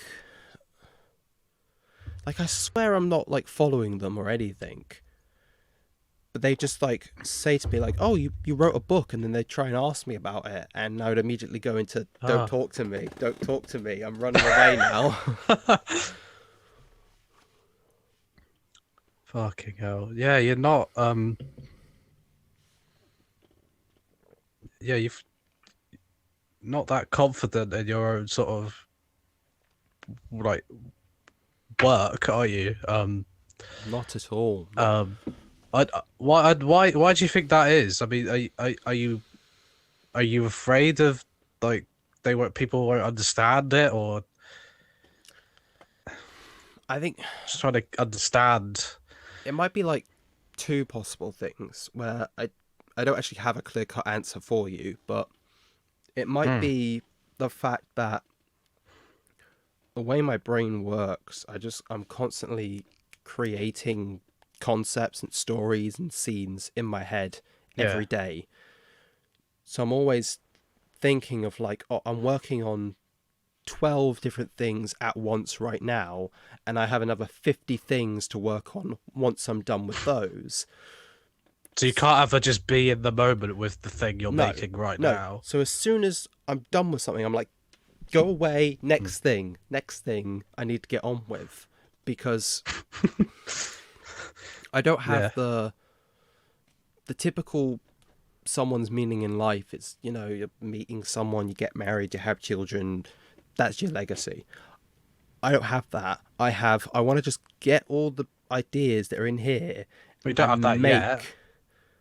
make as many. I'm gonna move past what you just said, and I'm gonna try and make.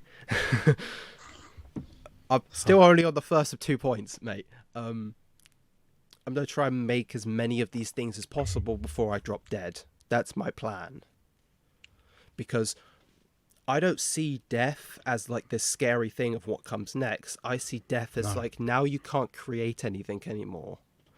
Every idea that you have Fucking hell. is now wasted. You've now died with those thoughts. All those ideas, all those concepts, all those stories have now just died with you.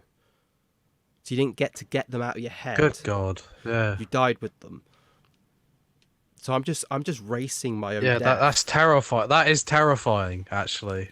Um, because but you're kind of setting yourself an impossible task then, because the subconscious I'm and aware, yes. ideas they're infinite.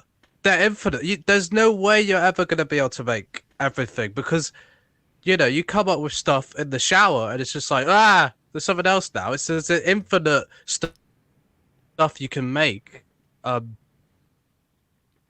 but Yeah. it's interesting you put it like that. But you, when you say, because it is, I love that you say you have to make this. Like there's this thing that you just have to make. I get that. I totally get that.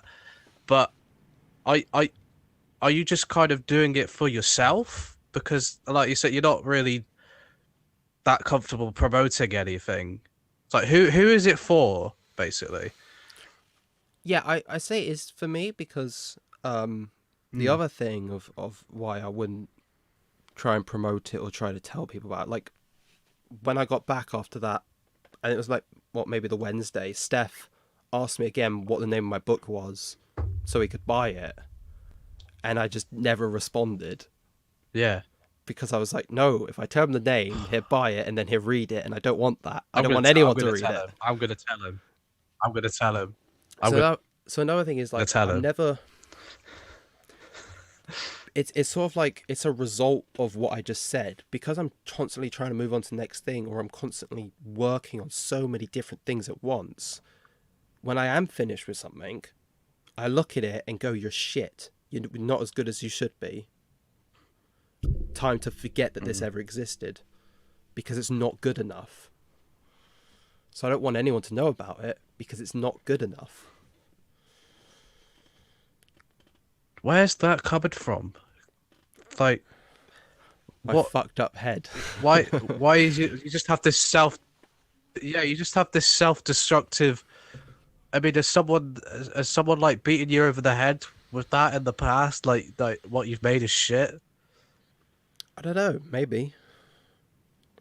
I also have a shit memory, Uh, so maybe there's some deep psychological trauma that I've just forgotten, and it's in the back of my head, but I can't visually bring it hmm. forward to deal with. But yeah, there was something else that I was going to say, but Yeah. I forgot I what it mean, was now. yeah. I mean, it's this double-edged sword because it's like you don't want to be in that mindset, but I don't feel like you would have made this without that because it's so kind of void of any kind of hope or life. Um, It's not a happy book. but that no, and for your first book as well, it's so fucked up. Um, I think another thing was like, if I'm going to write a book, it's to be this very grand,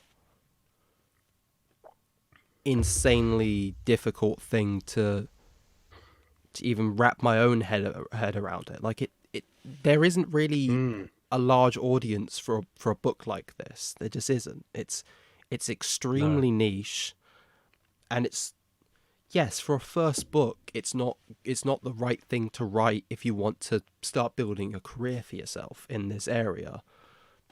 But it was the right book for me at the time.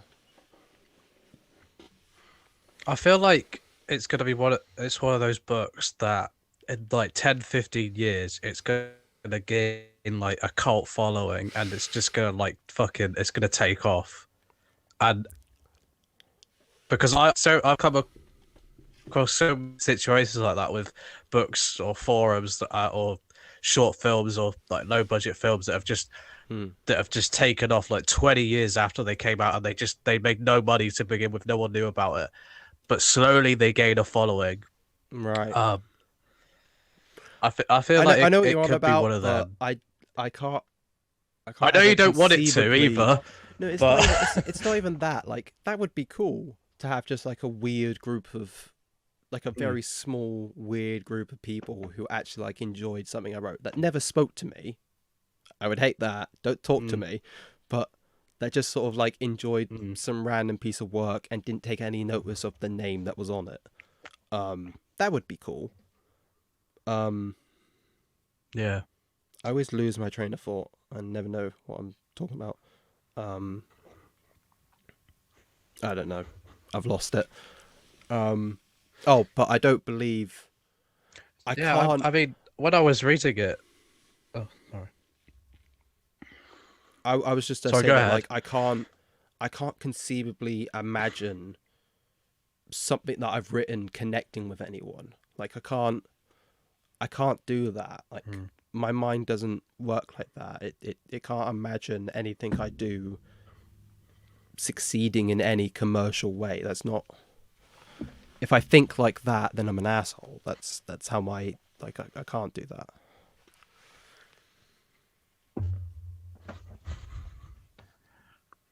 In a way, that kind of gives you a lot of freedom because the trouble with the industry that I want to go into, film, it's all about that, especially in the mainstream. It's like, how are we going to sell this to the most amount of people? And then that kind of traps you, and if like, you know, you can't really do whatever you want to.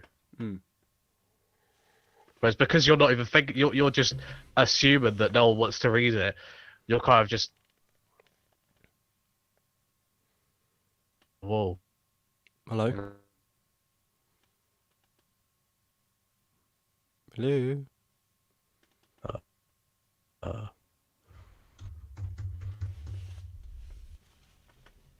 Oh, hello. Yep, you're back. sorry, you froze then. You froze for me. Did you get any of that? I got a bit of it. Yeah. Did you get any of that or not? No, I did. Yeah, Yeah, I was just saying like I got the most of it. because I you're think about the mm, industry and how like you need that in film. Like, yeah. yeah, but because you're kind of just assuming that no one Mm. will read it and no one connecting it, you're not even thinking about how to sell it to the most amount of people. No. So you can kind of just do what you want. Mm. Yeah, I mean, I think that's one of the reasons why I was like, when I started writing it, I never thought about publishing it. Like, it was never going to be anywhere to Mm. buy. It was just something that I was doing. But I think I got to a certain point where I'd spent so long writing it that I was like, I will put this on Amazon because not only is it fairly easy, well, Yeah, I say yeah. easy to put something on Amazon. It's easier to put something on Amazon than it is to get like a book publisher. Um, I still, Cheaper as well. yeah, I still had a ton of issues with Amazon where like Yeah. the back of the book and the spine should not look like this because they don't on the other copies. Like Yeah, that looks much better. there's tentacles on the back of That's this so one. weird. Yeah. And the spine as well. Like you probably can't see that very well, but it's like proper.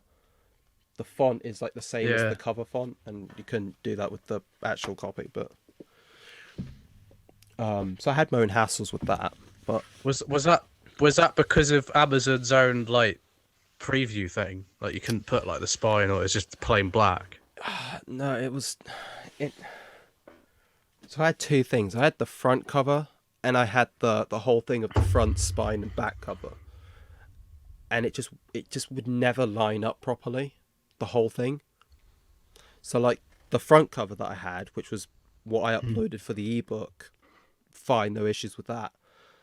But the file for the cover, spine and back cover never properly lined up. Where on this first one I printed, it was like it cut off a decent amount of it, and then the second one I printed, it had like Yeah. this horrible white line around the bottom, and then like the black faded into the spine, and it never lined up properly. So in the end, I just gave up and was like, right, I'm gonna upload the cover I had designed for the front cover, and I'm gonna use Amazon's own design thing to do the spine and back, Mm. and that got it out. Is it just yeah? It's interesting you used like a Scottish island. Um, Mm. have you ever been to Scotland? I don't think I've ever asked you. No. Yeah, we should definitely go because Oh, it's. absolutely, I mean, yeah. having been there, I could just because I've been to the Isle of Skye, Mm. which is like as barren and Yeah. as far from civilization as you can I've get. I've always wanted Um, to go to Scotland, and I think it just yeah, stems back to the thing of like make it a big concept. And I was like, what's like a mm, really musky, cold, mm. dark place? Scotland. Yeah, I absolutely love it out there because it's like miles of just mountains that you could just walk. Like there'll be nothing for like hundreds of miles, and they're just a house, just like a tiny little cottage by itself, like underneath a mountain. Somewhere else that it actually made me think of were the Scilly Isles. I don't know if you know that off the coast of Scot off the coast of Cornwall. I've heard of it, but I've never been. Yeah. Um. Well, we should definitely go because they're tiny little islands. With like one of them has like a village on it, but they're if you were born there and you didn't know like what the rest of the you were like just told that this was the world. It's just these set of islands and then the sea, like, and you had no internet. You would believe that because it's only like 30 miles off the coast as well. But you just um But you just like can't see and or something. you can fly. Yeah, you can fly there. Take from like Exeter, I think, Hmm. or you can get a ferry from Penzance. It's about a 3 hour ferry. Um, but yeah, we should definitely go there because I've been there and it was just it's just like it's weird because it's just like a long lost like there's civilization on there, but there's like a village and there's like a bank, but I think it would terrify it's me, so cut honestly. off. I think because it's so cut off and there's like Yeah. no connection to anything else, I think it would honestly freak me Mm. out. So I'd be like, we're just on an island But with that's sea why we should around go. us. I'm terrified. No, it'd be Yeah. good. It'd be good, but I would just be so terrified because I'm like, Yeah. we're just on this rock. That's all we are, and there's just Mm. sea. Yeah, that's scary. I think. Well, I think. I think we should do that. Yeah, I'd be down for it. I We think. should do that like this year Yeah, and go I. on like the ferry. You could go there for because I went there for like on, like a day trip. Hmm. Yeah, yeah. It's probably not that You much. can I mean, stay there as well. There's hotels. yeah. There's hotels. But I suppose you wouldn't really want to be there more than like a day, though, would you? Because it's if it's only that island. No. Well, I'd like to stay there for like a weekend because you could like explore the other islands, All right. get like ferries to them. Yeah, I like. I think a lot of people after the whole COVID thing, it's like I want to actually travel a bit. I don't want to. I've been to 3 countries in my life, and one of them is connected to England, and one of them is Yeah. England. I've been to England, Wales. No, I've been to England, Wales, and Italy. And I went to Yeah. Italy when I was like 13. So after this whole COVID thing, I'm like, I should really try and expand where I've been. Like that's something I should do. Yeah, I want to as well. Yeah. Like my plan is just to like try and But tick off countries. That's my plan. Just like let's mm, just spend 3 days somewhere and just get that one ticked off. So I've experienced it. yeah. It's so good. And like you say, get like mates to fly out to see you at different places. Yeah. Yeah. And I mean, we definitely need to go to Paris before we're 25. Oh yeah, I'd With the love to. whole with the Yeah. whole like museum thing. If you're under 25, you can get them for free. Really? Yeah. Oh. That's like their like national law that if you're under 25, you can get to any museum for free. Because it's a way of like trying Mm, to get people more cultured and into it. Because there's no like pay mm. bridge between doing it. It's literally like if you're under 25, you can just walk in. It's fine.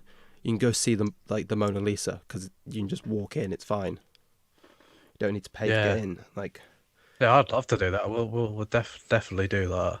you need to take advantage of Um, that. Yeah. yeah. Well, there's still plenty few years till we're 25. Thank God. Yeah. Well, I don't know. 3 years. Oh, yeah. Yeah. Like you're wait. We'll do it. You're 24 this year. 23. No. Are we 23 in August? Yeah. No, that's it. Yeah. Because I know you're the year above me. I'm getting confused. Yeah. No, we're both 23, aren't we? Yeah, this year. Yeah, but Oh, yeah, but still your birthday's only a year after, a month after mine. I know, but I'm stupid. So. Mm. All right. So we got a couple years. I wanted to kind of ask you like, Mhm. yeah, I wanted to ask you like when you find yourself writing, like When what I find myself what writing. sort of yeah, like what Um, sort of mindset do you have to be in? That is a difficult one to get into. Um, Mm. so like I'm extremely. It's weird. I'm not extremely proud of the book that I made because I see all the flaws and issues with it and wanting to just forget it and move to the next thing. So I'm not proud of the book per se, but I am proud of myself for writing the book, if that makes sense. Because Mm. knowing that we would do this, I did I was thinking about it, and I think writing this book is the hardest thing I've ever done in my life. Like it was so challenging. Like I know you read it in a day, but you have no idea how difficult it was to write this, to try and sit down and get to write, because there was time. Well, I think maybe I wrote like 3 or 4 chapters and then didn't touch it for a couple months when I first started. Um, it's I got into a really good place where I was able to write really well, and then I got a new job, and then that kind of fell apart, and I had to Mm. adjust how I try and get down and write. Also with age, that changes a lot. I know I'm being pretty vague, but it's hard to kind of explain how you get into it, because when I was on engineering, I could only do any writing in the evening. Same with most of college. That's when I did all my writing, was in the evening. Now, as I've gotten older, Mm. I'm practically dead in the evening if I'm not drinking. Yeah. Um, where I just want to go to bed. Uh, Mm. so I find it much easier to write in the morning now, especially creatively. You know, I wake up, I grab a coffee, and then I can start. But then as Well, soon that's as, more in line with an actual job, then, isn't it? You get up and yeah, you do you do yeah. your thing. And then when I was working 9 till 5 for the council, that was like, you can't do that now. Like you just like you have to wait until you finish your like 4 days, and then you can write. Um, and then when I started at the ball, it's and this is continued where if I'm working an evening shift or I have a day off, I can write. But if I'm working a morning shift, I get back from the morning shift and I just want to watch a film and go to bed. I don't want to write Mm. because I'm spent for the day. Um, there isn't like a set. I'm in the mood to write. I'm going to now write. Mm. You'll never get anything done. It's more, I'm going to sit down to write, and for every 10 times I sit down to write, one of those will be a really good day and I'll plow through loads. But the other days, I might only write a couple hundred words. Because I sit down to write at the exact same time, I have the exact same number of hours to write. And then some days you write hardly anything, and some days you're writing thousands of words. Like it's. I'm a very slow writer, I feel, compared to a lot of people, where I can't just. There's this thing called word vomiting that some writers use, Mm. where they sit down and they write like 5,000 words a day, and they get their first draft done super quickly, and then they spend the rest of the time editing it and going through and rewriting it, and that's what takes them the time. Yeah. I cannot do that. I cannot write any words unless the sentence comes to me. I can't just throw out words. My brain doesn't work like that. If I try and do that, then I'm immediately just deleting it because I'm like, this is shit. Yeah. I will stare at a page Yeah. That. for half an hour to write 2 sentences because it's just not coming to me that day. I feel like that. Yeah. It's like it's. So what you're saying is you can't force it. Um. No. Because it won't be. It won't be authentic. It won't be. It's a more kind of slow. Okay. What is this? What am I trying to do here? Okay, is Mm. this true to what I'm trying to say? I can kind of relate to that with my songwriting. It's like if I sit and I force it, what comes out is just it's like it's that's not me. It's not.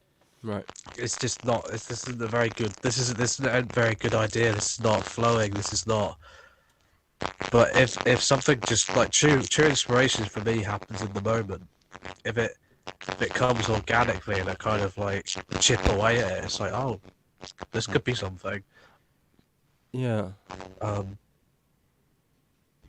so it sounds like it's the same thing with you in writing. Have you knocked your mic, or is it like slightly disconnected? I don't. I was a bit far away from it. Can you hear me? No, it's just I get this like beehive buzzing from it. Whenever you Oh, really? talk. Yeah, whenever you talk, just suddenly out of nowhere, it's just like started this like I thought it started raining where you were or something. I think so. Hmm. I don't know, just like how. Has that not been an issue? Not until just now, no. We can always redial the call. Yeah, Redial the call. yeah, it's getting a lot now. Yeah, so I'm gonna call you back.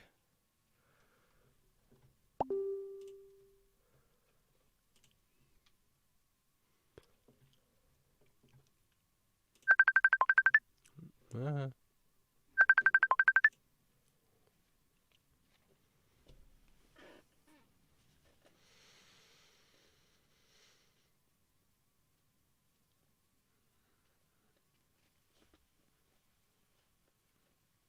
Oh, is that any better? oh, way better, way better. That's Yeah, weird, isn't it? just out of So nowhere. did you get any of that audio or I could understand you. It was just right? very annoying.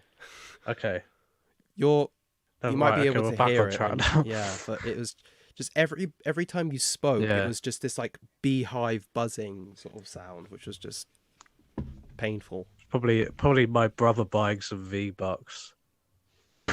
Like buying a skin on Fortnite. Just, the Okay. internet just fucked. Uh, Yeah. I'm too old for this. Um. So yeah. What's next then? I because I know you're writing another book at the moment. Do you kind of do you find your like your kind of purpose? Do you think you found kind of like your ideal thing to do and like make a career out of, or do you think like you thought it was going to be film in a couple of years? Is it going to be something else, or do you not know? You know, you might not know. Um, no, I wouldn't say I'm now a novelist or a book writer, an author. No, that's that's what I'm Yeah. currently would be classed as because that's the only published Mm. work I have. Um, no, because there are certain concepts and stories that, as they come to me, I know exactly what form of media they should fit into. So I definitely want to direct a feature, or there are short films that I want to make. Yeah. To be completely honest, my dream career, which would earn me no money at all, like I'd be so poor, is actually a comic book writer. Yeah. Like those are the I'd scripts. think about that. Those are the scripts that I find easiest to write. Mm. But at the same time, the idea of trying to find an artist, convince them, and like get the money to pay them is something I Mm. don't want to do. It's like, do you want to travel or do you want to write a comic? Hmm. That's the thing. Like, I can either go all around the main countries in Europe, like France, Spain, Italy, Greece. I can Yeah. do all those, or I can make one 20-page comic that will earn no money. I do the Like, former. like, like I'll be giving the artist for just pencils and inks over £1,000 for those 20 pages, Mm. right? And then I'll probably have to do the lettering myself because it's more money. choose between having it black and white or paying a colorist, and then where are you putting that? Are you getting copies printed? Because then you got to pay for that as well. And guess what? Because you're an Yeah. independent comic, no one's going to buy it. Yeah, it's just committing Yeah. creative and financial suicide, isn't it, really? It is. You literally need to. It's funny. Like I've listened to interviews with comic book creators, and quite a lot of them is literally like, right. So I became bankrupt, and then it's where like there's so a Yeah. writer, a comic book writer who's pretty high up at DC now, Joshua Williamson. He kept making his own comics, right? And obviously they didn't sell. And then Yeah. the work he produced got him the occasional job at Marvel where he would be like writing one-off issues or backup stories, which would give him a tiny amount of money, but not enough to live on. And he was just doing Yeah. that for like 10 years until he somehow managed to get into the right room and speak to the right person and then actually get a Well, shot. that's the answer then. Just do it for 10 years then. Yeah. Then you'll make it. Yeah. But yeah, it's like you have to have no money for 10 years to then just get a job which doesn't pay Yeah. that much. Because even when you get to that like industry level, you're still not making a lot of money. Yeah. And that's now. I mean, God knows what it'll be like in 10 years from now. Mm. Yeah. Also, there's no unions or anything. Those don't exist. No. Uh, like any lawyers or like people who draw up contracts know nothing about the industry, and they're just like, you No. make picture books. What? Like, They're like why do kids' I books. care? There's a company who's only recently been hit, but like for 10 for over 10 like 20 plus years, they had a monopoly, right? Which is illegal, Mm. right? You're not allowed to have monopolies. But they had a monopoly for over 20 years, right?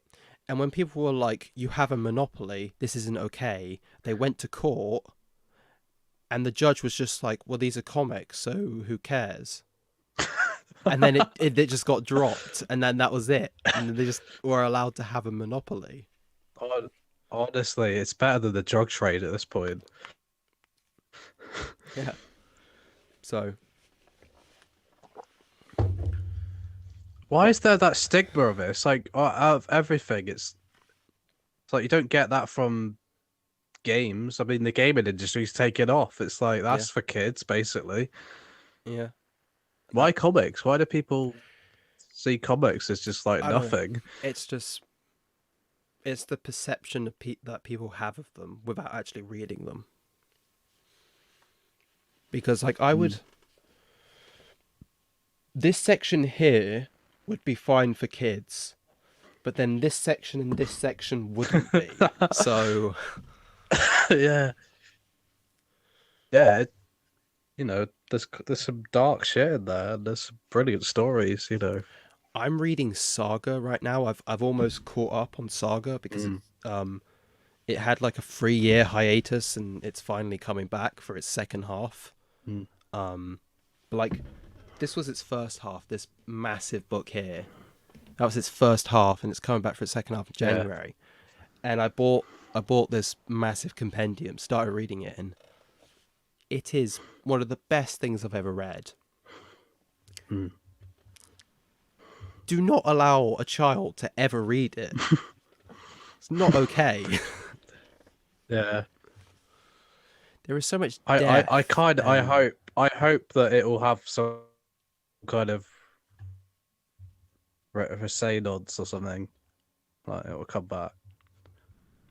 The only problem I with really that hope. is when it was big, it was all because of like speculators. Like people bought 10 copies of something because they thought it'd be worth, like each issue would be worth millions later on. Hmm. And it caused the industry to almost die because they kept like the companies were going, oh, loads of It's people are like buying our stocks. books. It's like stocks, isn't it? Yeah, it crashed. No, it literally crashed and almost died because Yeah. the companies were like, well, loads of people are buying our books, so we'll print more and we'll print more and we'll print more. Yeah. So Shit. then the more there are, the less they're worth. And then people realize that, Yeah. stop buying them instantly, but the company's still printing billions of Mm, copies. And then they're like, oh, we now have no yeah. money. And now we're and now we're Great. and now we're coming out. We're coming out of that, Mm. aren't we? Like that the industry is. Oh, that was the 90s that happened. But we're still there's it's still feeling that basically now, 20 years later. They're not bankrupt, but they just don't sell a lot. But they don't print a Yeah. lot. That's why they're not bankrupt, is because they also don't print a lot of copies. But yeah. Yeah. I don't know. I just think with time it'll come back to what former glory.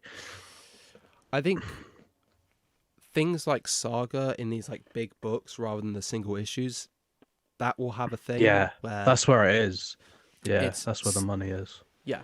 Um Single issues is not something that really sell. I mean, I buy single issues, but I'm one of the few. I don't know, not really, Yeah. because they're just nowhere. You know, Yeah, there's you this can't. niche thing. Yeah, No. I couldn't buy comics until I had an eBay account, Hmm. some form of knowledge, like actually being aware of things, and a job. Like I couldn't just happen upon a store and then buy them each week. That's Yeah, not possible. yeah.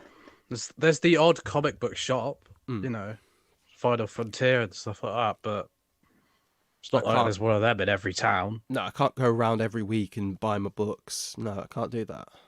Huh. But yeah, I don't know why we got onto this, but And it's a shame because that's like part of the experience. It's like going to I don't know. I mean, I've covered all the points now, so this is okay. kind of All right, fair. coming. I mean, I think we must have gone over 2 hours now. Yeah, I will say one last thing is so I don't know what you'd call them, like where within a chapter you have like the break. Yeah, This is no, the I same noticed chapter them. but it has the break. Hmm. The book I started writing the end of this one and straight after, which I haven't gone back to in quite a while. I've been writing the next one after that for a fair Hmm. bit. That next one didn't have that with the chapters, which made me really struggle with writing them because it's just like straight Right. through from the start of the chapter to the end of the chapter. Having those breaks really helps sort of break it up and give you Yeah. like a new lease of life. Like it re-energizes you Yeah, to it continue. helped reading it as well. It helped. I mean, I can only speak for myself, but it's just like, oh, okay, Mm. we're we're taking a break from that, and we're going over here now. Okay, but it's not. It's still the same Yeah, chapter, so it's pretty much the same part of the story, but we're just seeing it something else now. yeah, because I think more books should do that.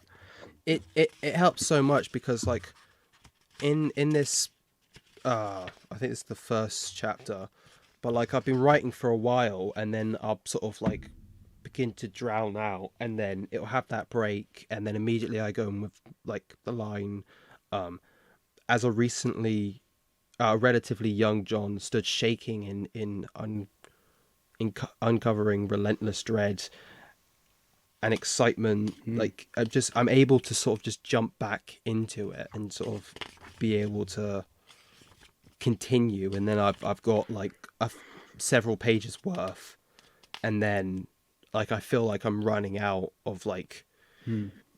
of what this scene is or what this internal conversation is, and then I need to move on to the next thing. Mm. Another thing as well, I believe you said something about like the description of places and that and how it like doesn't over extenuate Yeah. itself. With a book like this, the whole this is what the location is. This is the action the character's doing. It's moving. He's moving from here to here. He picks up the glass. If I'm writing that, I'm bored as all hell, which means I can't. Like, I'm just struggle to write it because Yeah. I'm not finding it interesting. So who the Mm. hell else would? That's why with something That's like what you do in a this, script. yeah, That's what you do in a script. You literally say what's happening. yeah. But in this, I found myself more drawn towards the internal conversation that one has with themselves during all of Mm. this, Yeah. because that's something that I could, like, unless I was describing some like ungodly horror that was like sprouting out Mm. from something, it wasn't interesting to describe. It was like that chapter you Yeah. mentioned where like the two, like you have the one character going off in the woods and these other two that are going for a walk, and then they're linked and then it Mm. happens upon them. When you think about it, all that happens in that chapter is this character goes from here to the woods and then to the scene of the attack, and these two Mm. characters go from their home and go for a walk and then disappear. Yeah. The actual But that's reality just like a of the page. action, the actual reality of what they do is nothing. It's boring. I don't care. Mm. But Yeah. having, There's it, even though it's written in the third person, that a lot of it, um, with that whole internal thing feels like it's a lot of it's first person because it's like what the feeling of it is mm, and how they're feeling and how they're kind of processing it, and you do kind of process everyday situations in this abstract conversation in your head, don't you? yeah. Unless I had a clear imagery that I wanted to get across, like the fields with Olivia, unless I had Mm. that, I didn't spend much time describing the surround. I know I had to do it in order for the unknown reader to know where the hell the characters were, what was happening in the Yeah. narrative. But I can't sit there and just write their actions forever, because it's going to take me No. even longer to write because I'm not interested. I'm bored at that point. Well, it's good that you kind of just naturally have that way of writing because some people have to be taught that. So the fact that with your first book, you're writing in such an interesting and descriptive internal sort of monologue sort of way, you Hmm. know, kind of shows that you know what you're doing, that you're quite a competent writer already. Well, that's very flattering of you. I just view it as like So there you go. I'll be writing, That's my 2 cents. well, thank you. I do appreciate that, but I'll be writing, and then as I'm writing, I start to lose steam and become bored. I'm like, right, I need to change something. I need to switch it up. I need to Yeah. change perspective. I need to do something, else I can't continue. Mm. Else I'll just be looking at the page again and thinking, great, I'm however many months into this. I'm nowhere near the end of this story, Yeah. and I've still got a million projects to do after this. I need to change something. Yeah. But no, I'm looking forward to the next one, and the fact that they're completely different in terms of genre, by the sounds of it, that's Oh yeah. So this is. It'll be a fair while before my next one comes out, because what I'm doing is, um, I'm writing a book which is a part of a series. Then I'm finishing the. So I'm writing both the next book after this and the first book in a series at the same time, relatively. Um, but basically, I want to finish the first in a series before I continue working on and release that other one. I'm not explaining this very well at all. no, no, no.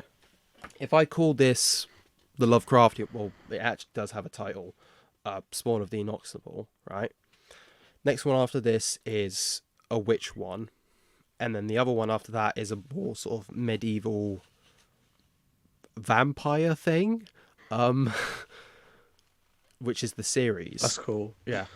So basically, I want to Yeah. the medieval vampire one is intended to be a 5 book series, and I want Wow, it's to like you already know that yeah as well. I I need like the kind of like I could show you the paper and the visual sort of how I plan things out in person. I can't obviously do that here, but Hmm. I want to have the first 3 in that series done before I release the first one in that series. Oh, And okay. I don't want to work on the and I don't want to work on the witch one and finish that one until I finish this first in the 5 book series, if that Hmm. makes sense. Yeah. So it'll be a while because I've got to like Yeah. finish the first one in that series, finish the witch one, and then I can release that witch one and work on the second and third in the series, and then release those 3 in a row. And then I have another kind of idea for a book before the last 2 in that series, which is it's like within a specific genre, which it's like surreal fantasy, I guess, Wow. where That's cool. it will probably be another short one, and I don't know how well it'll go, but it's another one where it's like it may not entirely make sense, and it's more about the feel and the themes rather than the action. It's sci-fi as well, but not Star Wars That's sci-fi, more Arrival sci-fi kind of thing. hmm. Sounds really promising as Yeah. well. I So mean, based on this book alone. with this one,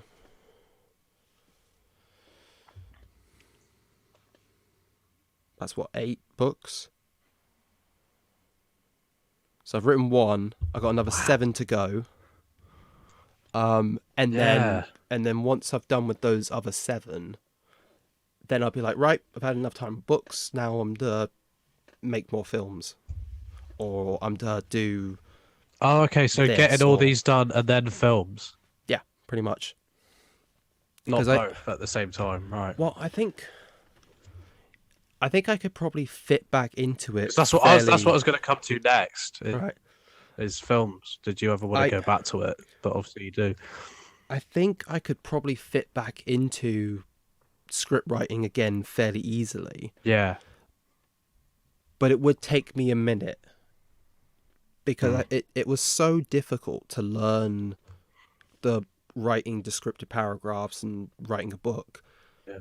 That is, and because I haven't touched writing scripts in so long, that I feel like sitting down to write a script would be really difficult to start with, because I've got to just change my mindset again and go, right, that's this over here, back to scripts. And also the fact that I've already written a couple chapters for 2 separate books in 2 different genres. I'm like, I don't want to start another script before I've at least done these. Yeah. Else that's just No. Um. another thing. I mean, to say you got like 7 I mean, if you're releasing at least one a year, I assume I don't know what you plan, how you often you plan to release it, but that's the next like nearly a decade. Yeah, well, So you're because covered, mate. well, no, because I don't want to really finish the Witch one until I finish the first in the series, and because I want to release the first 3 in the 5-part series back to back, I think. And when I say back to back, I mean like 3 months apart. Like literally Okay. the first book in the series, Hmm. 3 months go by the second book in the series, 3 months Yeah. by the third book in the series. Um, I think this bloody. I think it might be a fair amount of time before my next book comes out after this one, but then they'd be fairly frequent, if that makes sense. Hmm. So like, I'm not sure if I'll get the Witch one out this year or like the end of this year. It might Yeah. be like, Well, it sounds like you want to it sounds like you want Mm. to spend a bit of time traveling this Yeah, year as that's true. well. Yeah. So So I don't think it will be it's a bit of a until break. I don't think it'll be until 2023 that I get the Witch Mm, one out, and then maybe 2024 will be the first free in that yeah. series. So then 2025 for the Surreal one. Yeah, I might be like 27, 28 when I finish these. So Yeah. it's gonna It's take just me a mad to minute. think like 2023 and 2024 are like just around the corner. It's like Yeah, that was like the distant future. yeah, that is weird. There were like films. There were Yeah, like films set in the future that were like those years when we yeah. were kids. I was just like, oh, it's next year. Well, I mean, Back to the Future 2, the future setting was Yeah, 2015. 2015. Yeah, 2015. That was the future. Like, Could they ever? I mean, they clearly didn't predict that. Like, it'd just be shit and like social media. it'd just be this. But Yeah. Um. as long as that But no, it take, sounds good. yeah. What I will say though is, Mhm. what I will say though for the next lot of books is get a spell checker. That is fair enough. That was Yeah, that was my only issue, especially if you're making more of them. For fuck's sake. yeah.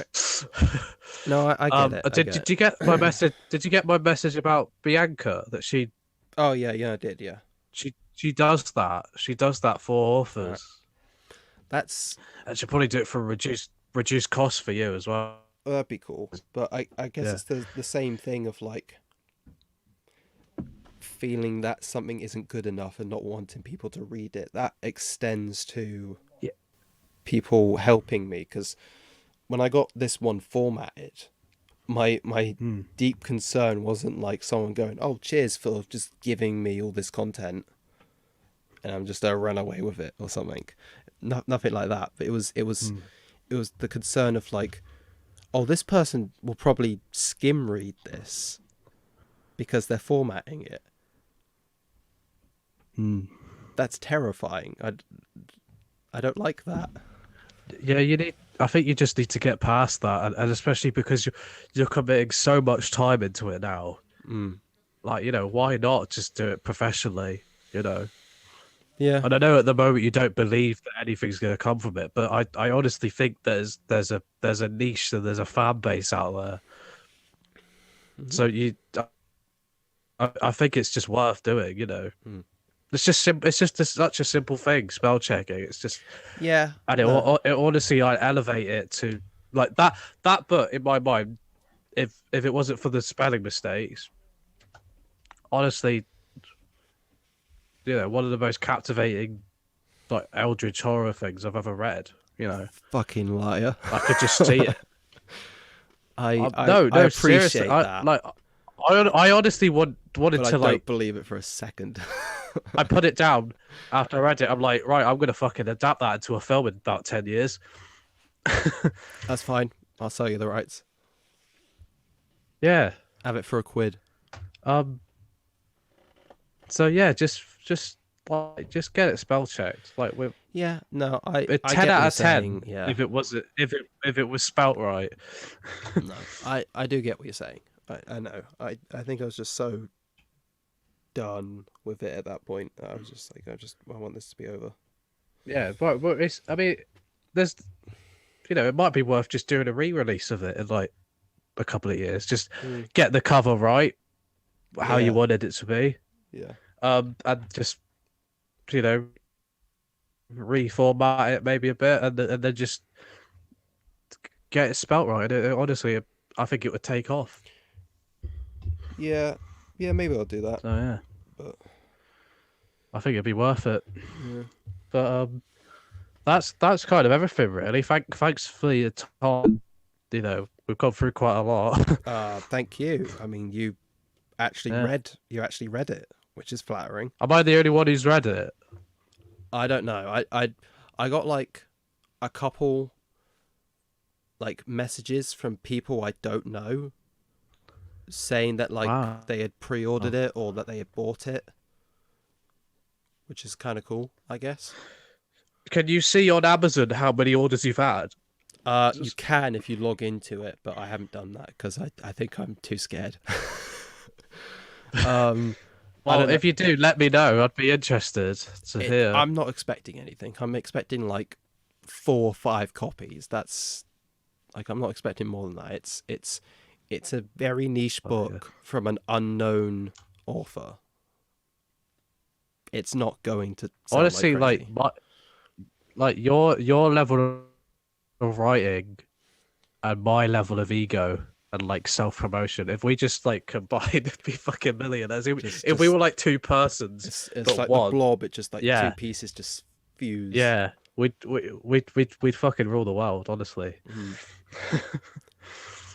Um, but yeah, was anything else you wanted to mention? Do you want to ask me anything? Well, I mean, I've asked you about your music fairly recently, and you said you were sort of like Mm. not really working on that at the moment. You're just sort of bogged down in uni work. Yeah, I mean, you say bogged down, but I am generally really enjoying it, so it doesn't feel I like a chore. when I say bogged down, I don't necessarily Mm. mean in a negative way. I'm just Yeah. saying like you don't have time for anything else, Mm. at least not creatively. Yeah. Big projects coming up, Mm. or big project really. This taxidermist film is going Mm. to be freaking lit. Um, and then after that, I'm honestly dreading like post degree because I'm like I've kind of got to find my own way now. I mean, I have this Yeah, passion for film, yeah. but I've kind of got to forge my own path. I don't really have like an incentive to make films now, Because so it's very easy you're for on your me to just final fall year into now, getting a aren't you? job. Yeah, Yeah. yeah. That's. I suppose it wasn't as scary for me because I didn't necessarily know it was my last year when it was my last year. Mm. So I wasn't really thinking Yeah. too much on it. So yeah, I can't really But then put myself in that situation or sort of But then again, I've kind of like I have I've applied for a master's in London. mm. So But at the same if I time get that, you've got to think like mm, if you get a master's, are you just prolonging the inevitable? Are you just sort of trying to scave off the real world for as long as possible and stay within the comfort of education? yeah. I mean, I I've kind of just decided that even if I don't get into that film school, I mean, I thought I'd apply for it anyway. Just like I mean, you might as well, you know, yeah. why not? Yeah. No Even if reason I not don't get to. in, or I decide not to do it, Mm. I think I'm just gonna move out there and like live with my brother for like the first year, and we've already talked about it, and just to kind of keep costs down, and then just like look, and then just find a job in the industry out there. Right. Just go for it, you know. Like, Yeah. why would I want to wait down here? Nothing's gonna come to me down here. No. Um, you know, just I find myself looking at jobs in the industry, and they're all there. They're all in London, But yeah, so it's if there's just like one filmmaker in this area could do every job that's available down here because yeah, the already there's is so Matty little. C. Wright. Yeah. Yeah, he's taken every job that's down here because there isn't Yeah, that many.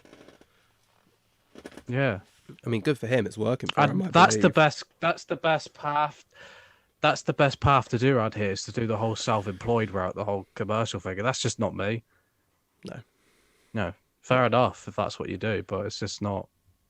Yeah. I mean, it's good on Yeah, you if you're doing that and you're enjoying it and it's working out for you, but it's yeah, not yeah. very All the creatively best. stimulating, is it? Not really. I mean, it pays well, Hmm. but Well, I mean, yeah, I need like something more. yeah. I mean, we got 50 quid for one night of work, which was like a few hours and a free pint. Exactly.